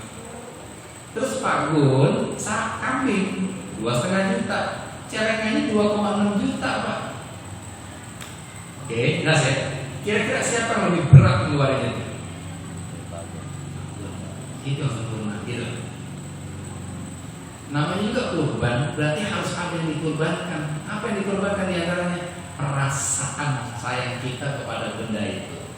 Makanya pada saat perintah syariat kurban pertama Allah kepada Nabi Ibrahim, baru ngomongin Ibrahim sekarang nih, itu yang Allah minta emang berapa ribu hewan kurban yang dipotong atau anaknya? Anaknya kan? Kenapa anaknya? Padahal Ibrahim punya hewan ternak banyak banget tuh. Karena Ismail adalah harta yang paling dicintai oleh Ibrahim. Tuh. Jadi Allah ingin memutuskan rasa cinta kita kepada dunia, jangan sampai melebihi kecintaan kita kepada Allah. Itu intinya tuh. Makanya ketika Bilal tidak sanggup berkurban dengan 1 ekor kambing, tapi Bilal berkurban dengan apa tadi? 1 ekor ayam. Ayam biasa atau ayam yang dia cintai? Yang dia cintai. Berarti sempurna kan yang di hadapan Allah? Sempurna, walaupun secara syariat bukan begitu yang namanya kurban, tapi Bilal itu merasa dia tetap terima nikmat dari Allah. Oke, dia miskin, tapi sama-sama punya mata nggak? sama dengan matanya Rasulullah, sama-sama punya telinga, punya tangan, dan luar biasanya Bilal diberikan kelebihan suara yang indah oleh Allah. Itu nikmat yang Bilal nggak bisa pungkiri. Makanya Bilal nggak mau akan Indra Putih, saya harus bersyukur sama Allah versi saya. Maka dia potonglah harta yang paling dia cintai, ayam yang dia punya. Ya nggak apa-apa. Kok nggak apa-apa Pak Indra?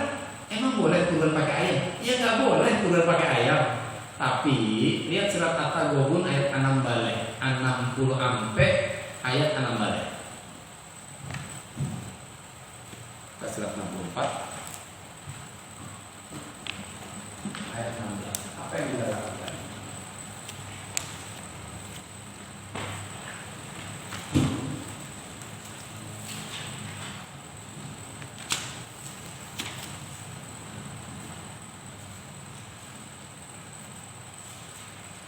Berarti sekarang Pak Gun lagi yang baca, Pak Gun.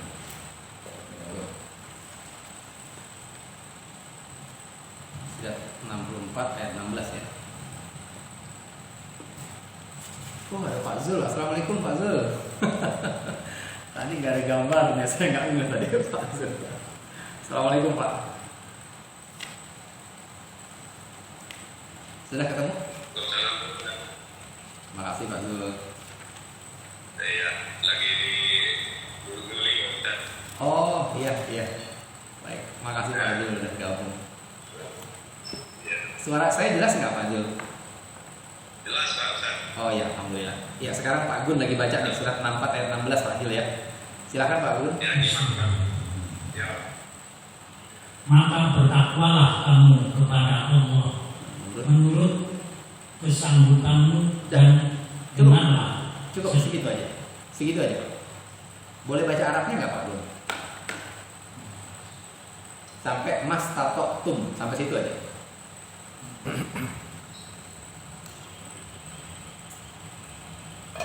Fattaqullaha ayat 16 itu. Fattaqullaha mas tato Ya, stop, segitu aja. Lihat ya. Fattaqullaha mastata'tum, maka bertakwalah kamu. Terus ayat 16 menurut kesanggupanmu. menurut kesanggupanmu. Jadi Allah memerintahkan kita untuk bertakwa. Bertakwa itu kan menjalankan perintah, meninggalkan larangan. Kurban itu perintah bukan? Perintah. Laksanakan perintah kurban itu menurut kesanggupanmu, sesuai dengan kondisi.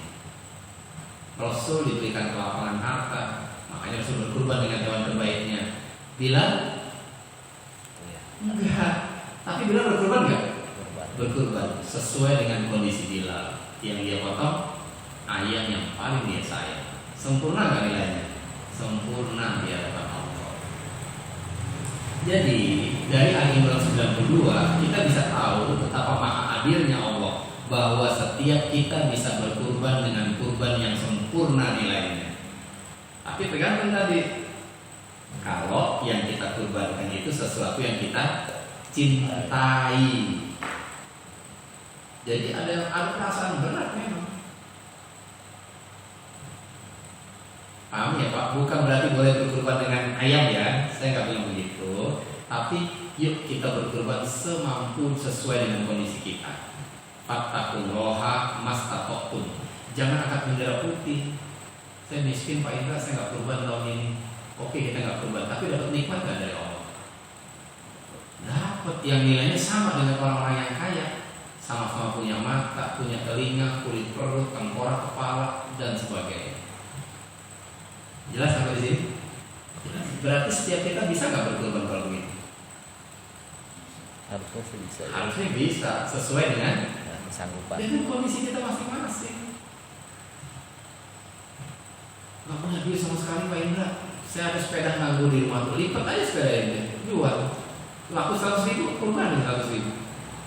Berat sayang Pak, ini sepeda dari orang tua saya. Emang yang Allah minta, yang Allah sayang, yang kita sayang. Yang kita cintai yang kita memang. Disitulah yang namanya kurban. Ada korban perasaan kita. Berarti kan setiap kita bisa berkorban sebetulnya. Tapi sesuai dengan kondisi kita masing-masing, seperti yang dilakukan oleh Bilal.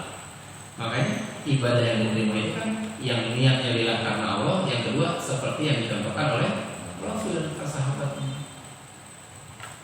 Jelas sampai sini? Jelas nggak? Gimana perasaan bapak-bapak, mampu nggak berkorban gitu? Insya Allah mampu, sesuai dengan kondisi bapak masing-masing. Jadi yang bisa kurban sapi jangan belagu gitu. Oh, gue sapi nih, ya sapi itu 5 miliar.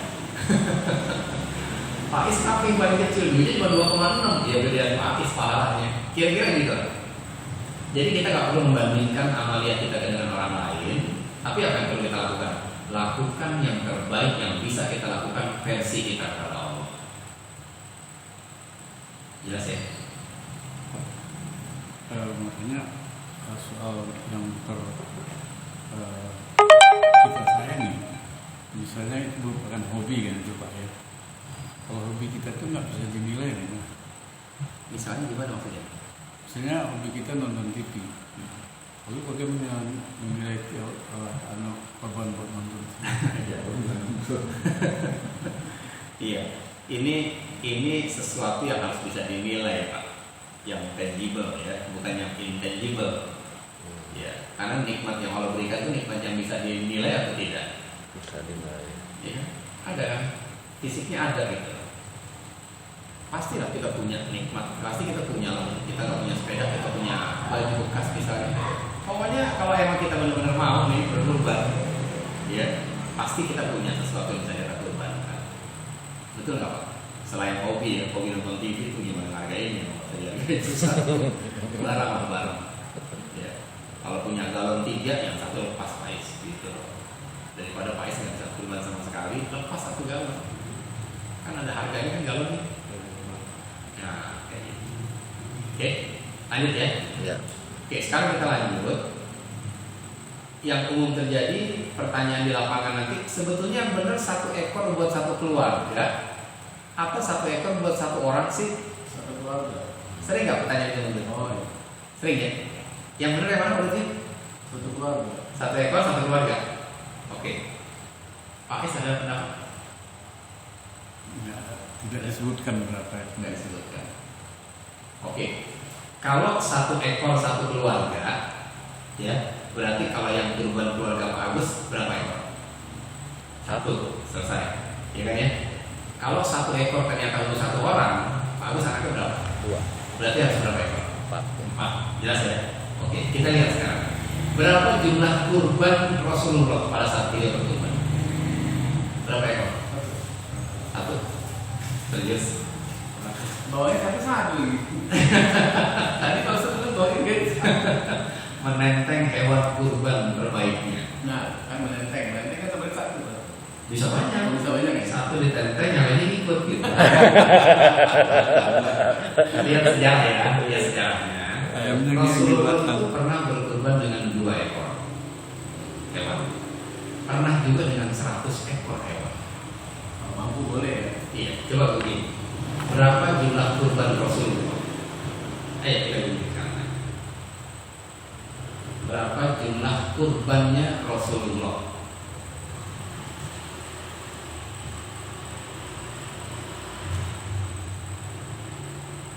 Rasulullah pernah berkurban dengan 100 ekor Pak, unta. 67 ekor disembelih sendiri, sisanya disembelih oleh Sayyidina Ali. Kalau kita lihat 100 ekor, kalau asumsinya 1 ekor untuk 1 keluarga, berarti pas nggak kalau 100 ekor? Ya nggak pas. Harusnya 1 aja dong. Betul nggak Pak? Oke. Kalau 1 ekor 1 orang, Rasul istrinya berapa? 11. Oke, 11. Tambah anak 7. 18. Tambah Rasul sendiri 19. Harusnya berapa ekor yang dipotong? 19. Ini 100 nih. 100 ekor. Iya.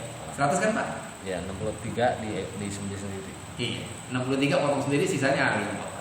Pertanyaannya kalau 100 ekor emang jumlah keluarga Rasul 100? Enggak.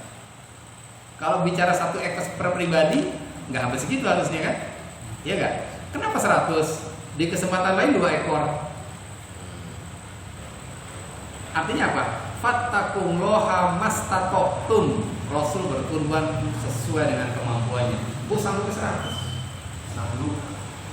Kesanggupan. Nabi Ibrahim berapa kurbannya? 12.000.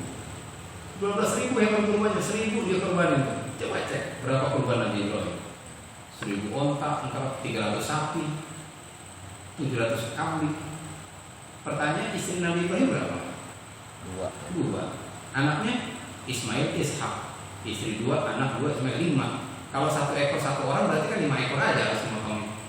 Iya nggak Pak? Kenapa sampai 12.000? Fattaqullaha mastata'tum. Gitu Pak. Sanggup.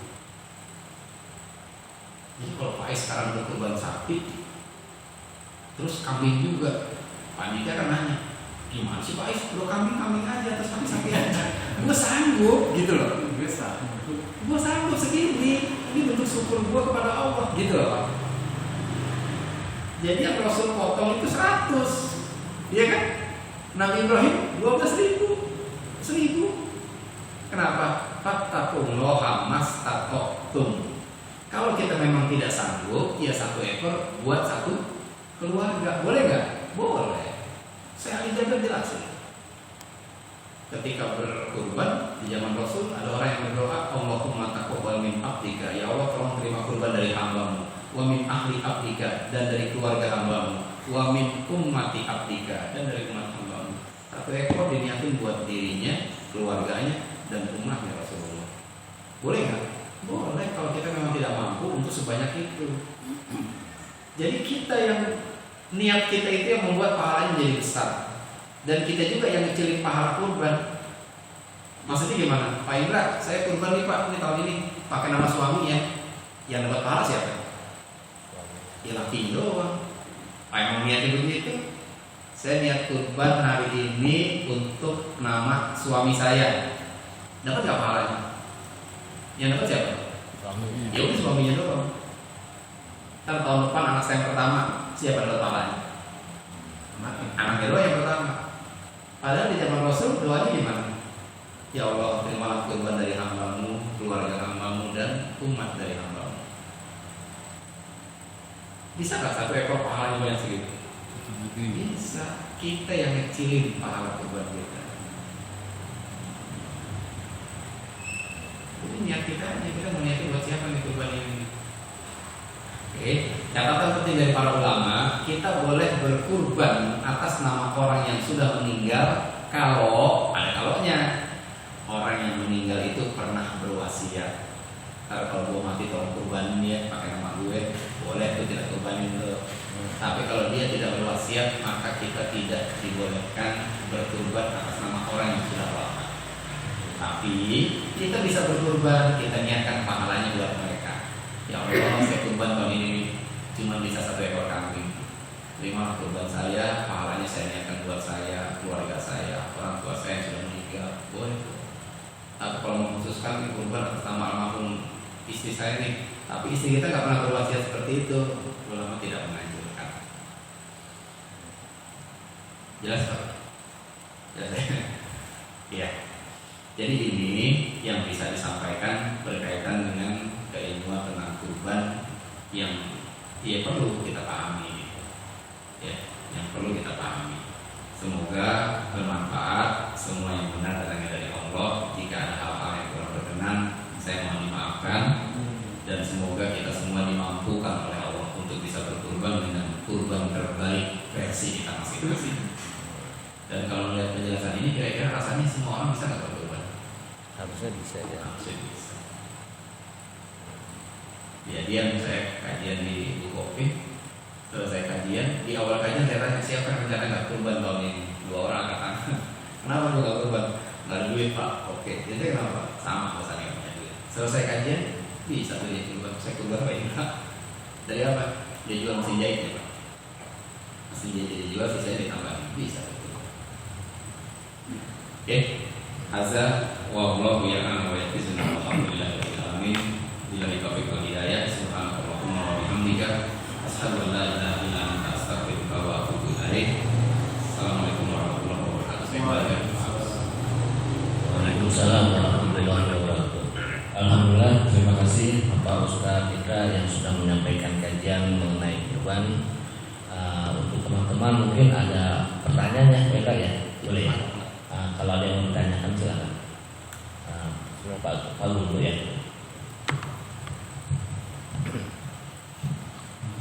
Assalamualaikum warahmatullahi wabarakatuh. Waalaikumsalam. Sedikit yang perlu ingin saya tanyakan Ustaz mengenai tadi hal memaafkan yang tadi ada pemaaf itu yang ingin saya tanyakan, apakah maaf itu harus disampaikan sama yang bersangkutan yang bermasalah sama kita, atau cukup hati kita memaafkan tapi tanpa menyampaikan?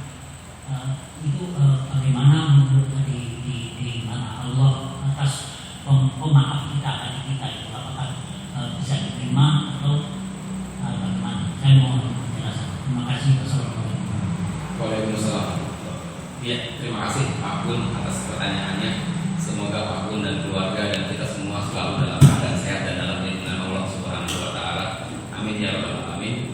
Pertanyaannya, kalau memaafkan itu harus disampaikan nggak sih? Gitu ya.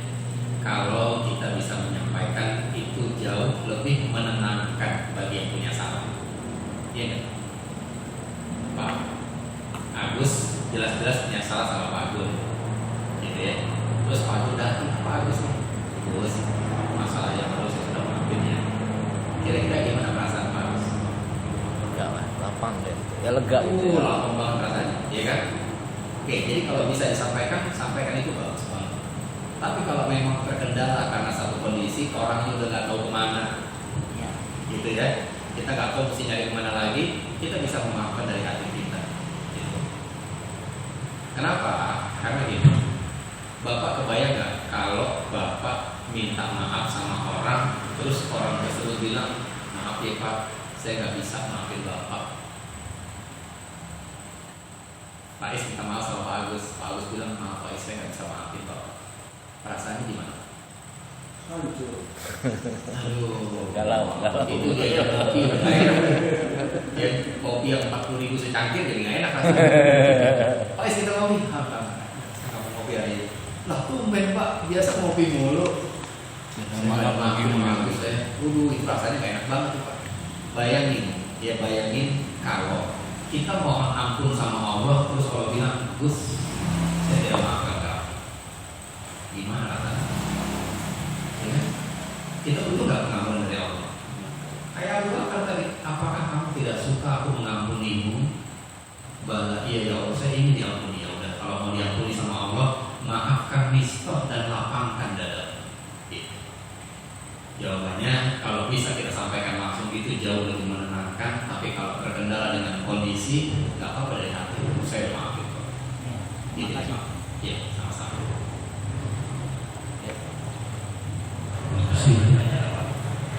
Sebentar Pak Wendy, ini Pak Is tanya dulu ya. Oh iya. Pak Wendy di kantor apa di mana nih Pak? Di kantor. Oh iya. Lagi kantor. Iya, sabar ya Pak ya, Pak Is dulu ya. Iya. Iya. Anggap Is. Tadi sudah terangkan mengenai adil, kemudian terangkan juga ke korban kan gitu ya. Nah yang menjadi tanya saya adalah sangat berkepentingan juga bagi saya karena ini sedikit ilmu kan gitu Pak ya. Tadi kita orang yang sudah kita baca bahwa ada soal bunuh-bunuh gitu. Itu kemudian diarahkan ke soal korban gitu. Apakah soal bunuh-bunuh ini tadi sepertinya tuh tidak digugus-gugus, artinya orang nggak berdosa apa-apa, nggak ada beritanya gitu Pak. Nah ini apakah nanti kalau bunuh ini spesial ayat-ayat tertentu nanti atau sudah habis begitu saja? Assalamualaikum warahmatullahi wabarakatuh. Waalaikumsalam warahmatullahi wabarakatuh. Terima kasih Pak Is atas pertanyaannya. Semoga Pak Is keluarga dan kita semua juga selalu dalam lindungan Allah Subhanahu wa taala. Pertanyaannya, tadi tuh ketika si Qabil bilang la anak gue bunuh lo ya, kan seolah-olah nggak digubris sama Habil. Apakah ini pertanda membunuh itu nggak ada masalah apa-apa gitu ya? Nah, bukan begitu. Jelas membunuh itu nggak boleh. Kan tadi saya sampaikan, la anak di situ sebetulnya bukan membunuh maknanya, tapi apa? Memerangi atau menyelisihi. Saking gedeknya, saking ngiriknya, pokoknya dia nggak demen aja sama Habil. Habil kiri, gue kanan.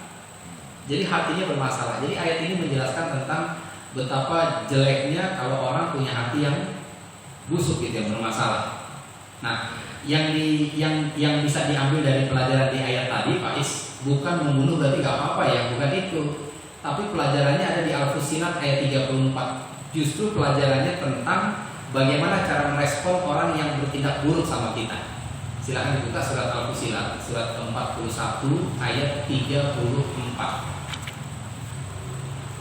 Wala tastawil hasanatu wala sayyi'ah, kata Allah. Idfa' billati hiya ahsan. Sudah ketemu? 41 ayat 34, Pak.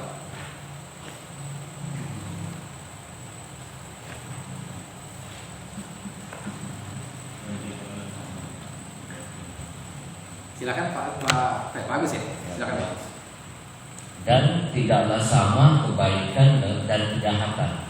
Tolaklah kejahatan itu dengan cara yang lebih baik, sehingga orang yang ada rasa permusuhan antara kamu dan dia akan seperti teman yang setia.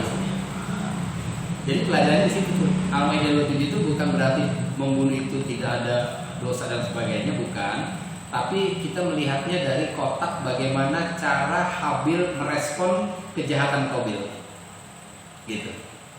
Ucapan buruknya Qabil direspon dengan ucapan buruk juga enggak? Oleh Habil? Enggak. Iya kan? Tapi direspon dengan ucapan yang baik. Allah hanya menerima kurban dari hambanya yang bertakwa. Yang lebih kerennya lagi nih, lihat ayat 28-nya. Ini ayat 28 menegaskan betapa ayat tadi itu 4134 banget gitu. Lihat Al-Maidah 28-nya. Buka surat 5 ayat 28. Ya, Habil berkata, 5 ayat 28-nya ya. Dan Habil berkata, jika kamu menggerakkan tanganmu kepadaku untuk membunuhku, betul nggak? Ya. Maka aku tidak akan menggerakkan tanganku kepadamu untuk membunuhmu. Oh, ya nggak? Ini pelajaran besar nih, bahwa Habil itu tidak akan mau membalas kejahatan dengan kejahatan, tapi dia balas kejahatan dengan kebaikan. 4134 juga. Infaq billati hiya ahsan. Tolaklah yang buruk itu dengan cara yang lebih elegan, yang lebih keren. Ajaran Allah. Dan itu dipraktekin sama Habil. Jadi kalau orang jalan sama kita, ya kita maafin. Keren gak kalau bisa begitu? Keren. Kalau kita bisa maafin, berarti hati kita bening gak? Bening. Beningnya hati seseorang menunjukkan bahwa dia bertakwa atau tidak. Kalau dia bertakwa dan dia berkorban, diterima gak sama Allah? Nah, itu aja. Oke? Sama-sama mulai. Lapangkan dada. Intinya lapangin dada deh. Emang kenapa lapangin dada? Buat siapa? Kalau kita memaafkan tuh untungnya buat siapa? Buat kita sendiri. Buat kita, Pak. Nih, lihat ya, teorinya nih. Pernah nonton bola nggak? Anggap ya, Liverpool lawan AC Milan. Oke. Menit 90 plus 4 udah injury time. Ya, AC Milan menang 2-0. 90 plus 4 additional time. Terus waktu menunjukkan 90 plus 3 menit. Kurang 1 menit lagi.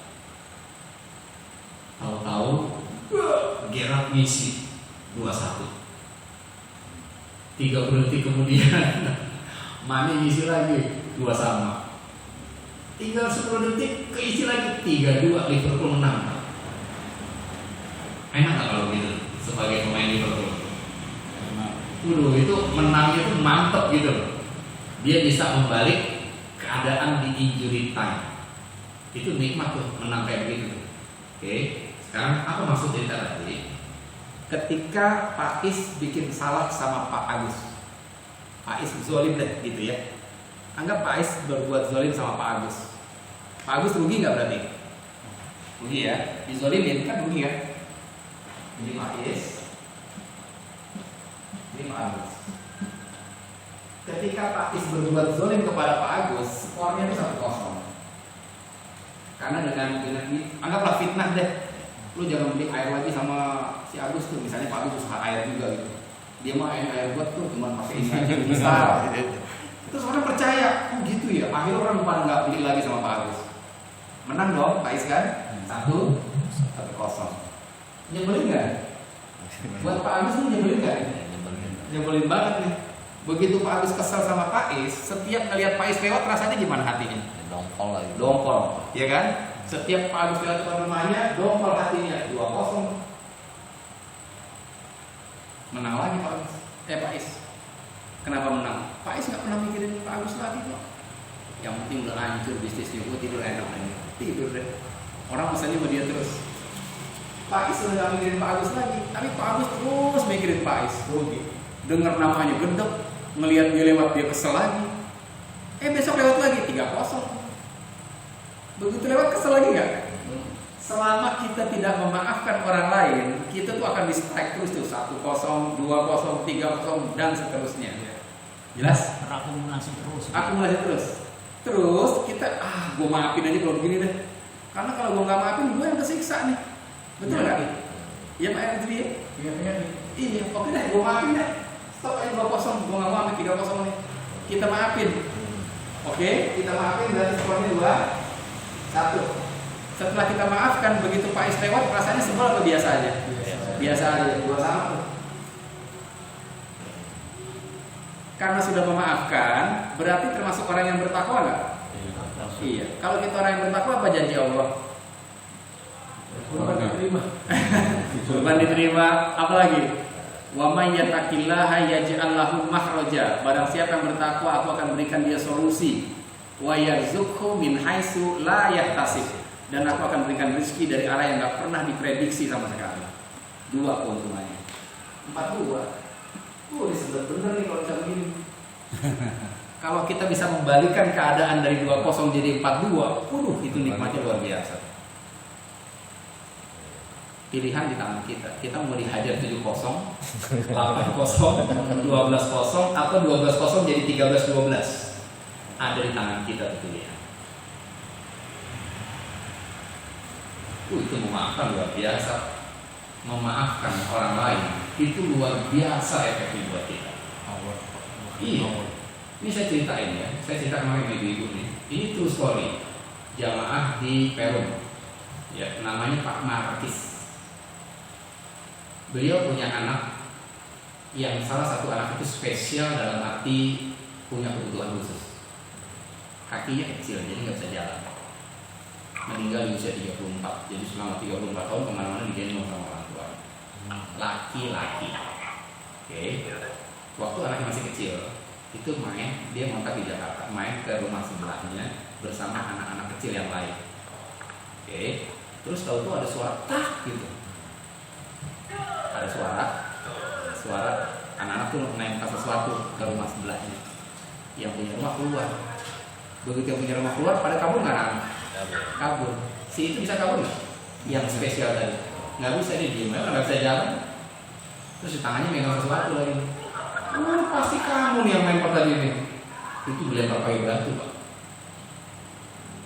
Anak spesial tadi dilempar pakai batu, kena sini dan ini berdarah. Terima nggak kira-kira orang tuanya? Ibunya tuh nggak terima sama sekali. Tapi bapaknya berusaha menenangkan istrinya. Udah maafin aja, maafin. Ini ceritain bapaknya. Dan bapaknya jujur cerita sama saya, waktu saya bilang udah Pak maafin aja, itu cuma dari mulut Pak Indra, hati saya nggak terima katanya. Ya. Dia bilang ke Pak, sampai dia terus nyesek rasanya, sampai akhirnya tengah malam dia mohon doa sama Allah, ya Allah, tolong mampukan saya untuk bisa maafin tetangga saya ini dari hati. Dia tersiksa tuh, dia merasa tersiksa ketika dia tidak bisa memaafkan. Jelas ya? Saking dia nggak pengen tersiksa, dia minta tolong sama Allah, Pak Agus, ya Allah tolong saya dong supaya saya bisa memaafkan tetangga saya ini dari hati. Dan akhirnya dia bisa memaafkan dari hati. Oke. Terus dia berdoa, ya Allah berikan saya rezeki supaya saya bisa pindah dari kontrakan sini karena tetangganya nggak asik. Besoknya ada orang datang nawarin dia pergi haji, Pak. Ini gara-gara maafin orang nih. Ya, Pak, Bapak udah haji belum? Bapak berangkat ya tahun ini? Saya berangkatin. Dikasih uang cash 1 juta. Itu kejadian sekian puluh tahun yang lalu. Kasih uang 1 juta buat urus paspor dan sebagainya. Setelah jadi, dia pergi ke travel yang ditunjuk. Sampai di travel yang ditunjuk, Pak Martis ya, iya. Berarti ONH plus ya Pak? Oh enggak, saya biasa. Saya hanya reguler diberangkatin orang. Iya, kami tahu, tapi Bapak kami treat sebagai ONH plus. Ya, tanpa harus tambah apa-apa Pak. Asbab ikhlas memaafkan orang dari hati.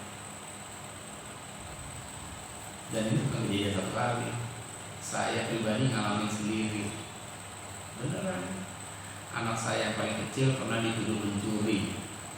Sampai digebukin kayak maling, digebukin. Biru, merah ditendang. Wah, saya sedih banget lihat anak saya itu. Saya pulang, ya Allah kenapa ya Allah? Digebukin Mbak sama si Fulan, kata istri saya. Saya nggak bisa terima Pak, seperti itu beneran sakit rasanya hati saya. Lama, bukan 1-2 hari, hampir setahun saya nggak bisa maafin ke orang. Jadi tiap orang itu lewat saya sakit hati. Berapa belas kosong udah saya itu. Gitu Pak. Sampai akhirnya istri saya bilang, udah Pak maafin aja lah. Jadi istri saya sering lihat saya tidur terus gitu. Jadi waktu tidur saya kepikiran terus tuh orang yang menendang anak saya tuh Pak. Jadi saya sering begitu tidur, saya ngeliat udah maafin aja deh Pak. Ibu aja udah maafin. Sebagai istri kan pasti lebih sakit rasanya. Itu akhirnya saya putusin tuh Pak Lutfi. Ya Allah tolong saya supaya saya bisa maafin orang ini dari hati. Dan akhirnya saya bisa maafin Pak. Begitu dia lewat saya udah sakit hati lagi. Udah saya udah maafin bener. Itu habis saya maafin, saya ditawarin umroh Pak. Teman SMA nungguin saya, berapa udah umroh belum? Belum. Kalau ada yang umrohnya mau nggak? Itu baru ngomong gitu udah nangis kita berdua sama istri.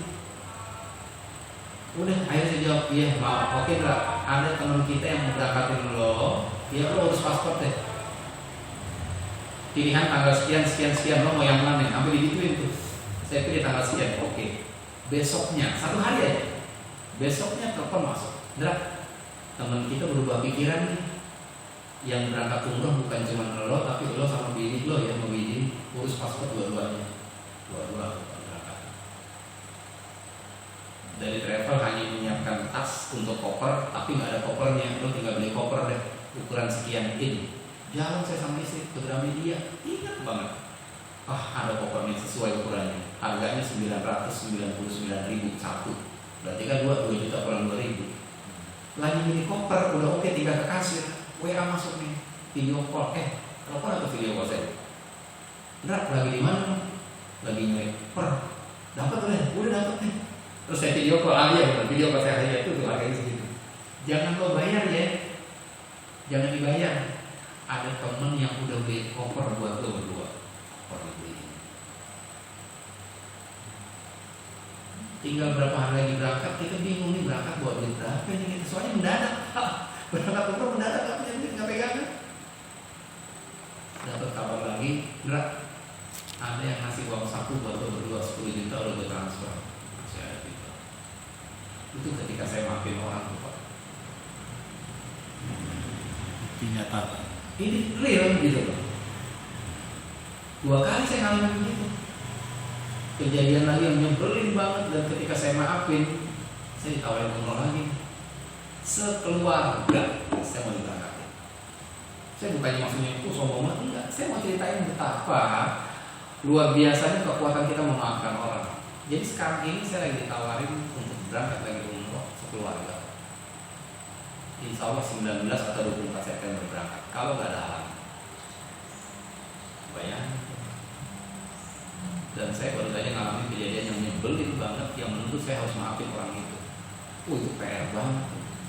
Tapi karena pengalaman sebelumnya, gue nggak mau 3-0, 1-0 aja selesai. Nyebelin banget kan kalau WO 5-0 kan nggak enak.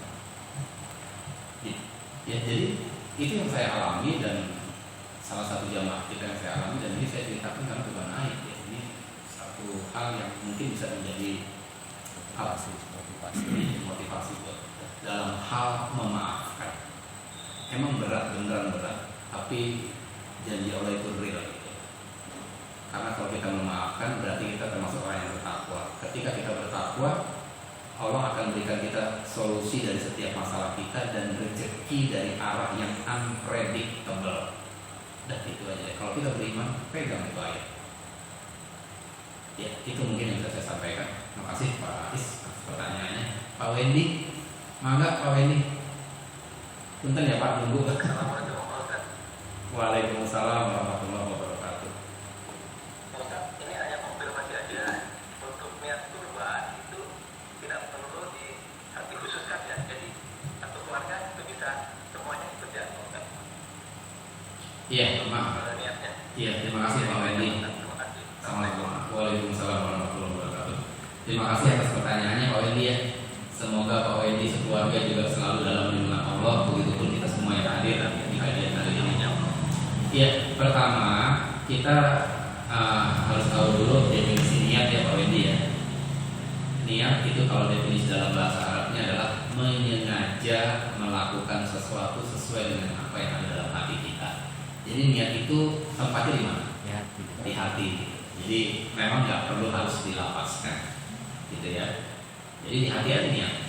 Tapi karena kita tinggal bermasyarakat dengan atau kebiasaan yang berbeda-beda, ketika Pak Wendy nanti berkurban, kemudian panitia kurban harus ucapin Pak Wendy, nggak bisa dalam hati.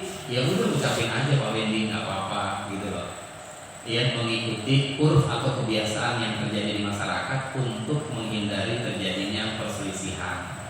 Kan cuma ucapin doang nggak ada masalah kan, ya udah ucapin aja. Ya udah, saya niatkan buat keluarga saya, selesai.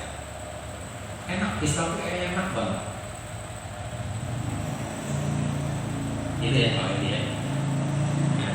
Makasih banyak Pak. Sama-sama Pak Wendy, sama-sama. Cukup ya, saya rasa cukup kajian kita.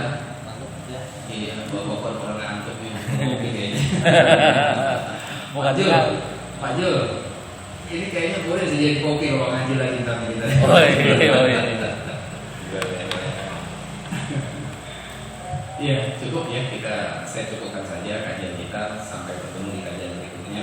Saya mohon maaf buat bapak-bapak karena jadwal kita belum permanen ya. Kadang minggu kedua, kadang minggu ketiga. Mudah-mudahan nanti kita benar-benar bisa settle di minggu keberapa gitu. Ya, apa seminggu sebulan 2 kali. Iya. Minggu Rabu pertama, Rabu ketiga misalnya, nanti kita bicarakan lagi. Ya. Iya. Iya Pak Jul. Iya Pak. Baterai saya habis nih. Tinggal 5%. Iya. Iya baik. Angkat. Iya, dan angkat habis 35%. Terima kasih atas penjelasan pertanyaan-pertanyaan ini.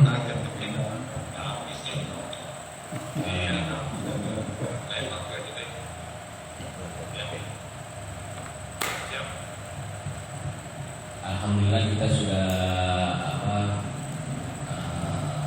mendengar arahan atau tausiah mengenai kurban dan kebaikan, dan juga beberapa pertanyaan yang telah kita sampaikan dan Pak juga sudah menjelaskan, dan juga kita di ujung acara. Saya pribadi mengucapkan terima kasih kepada Pak Ustadz Indra yang telah hadir jauh-jauh dari Jawi, dan juga kepada teman-teman yang hadir di majelis ini. Oke, terima kasih atas semuanya. Alhamdulillah, semoga apa yang kita laksanakan pada hari ini mendapat ridho dari Allah Subhanahu wa taala. Saya sendiri mohon maaf, dan kita akhiri dengan doa tutup majelis. Subhanallah wa bihamdika, asyhadu an la ilaha illa anta, astaghfiruka wa atubu ilaik. Billahi taufiq wal hidayah. Wassalamualaikum warahmatullahi wabarakatuh. Waalaikumsalam.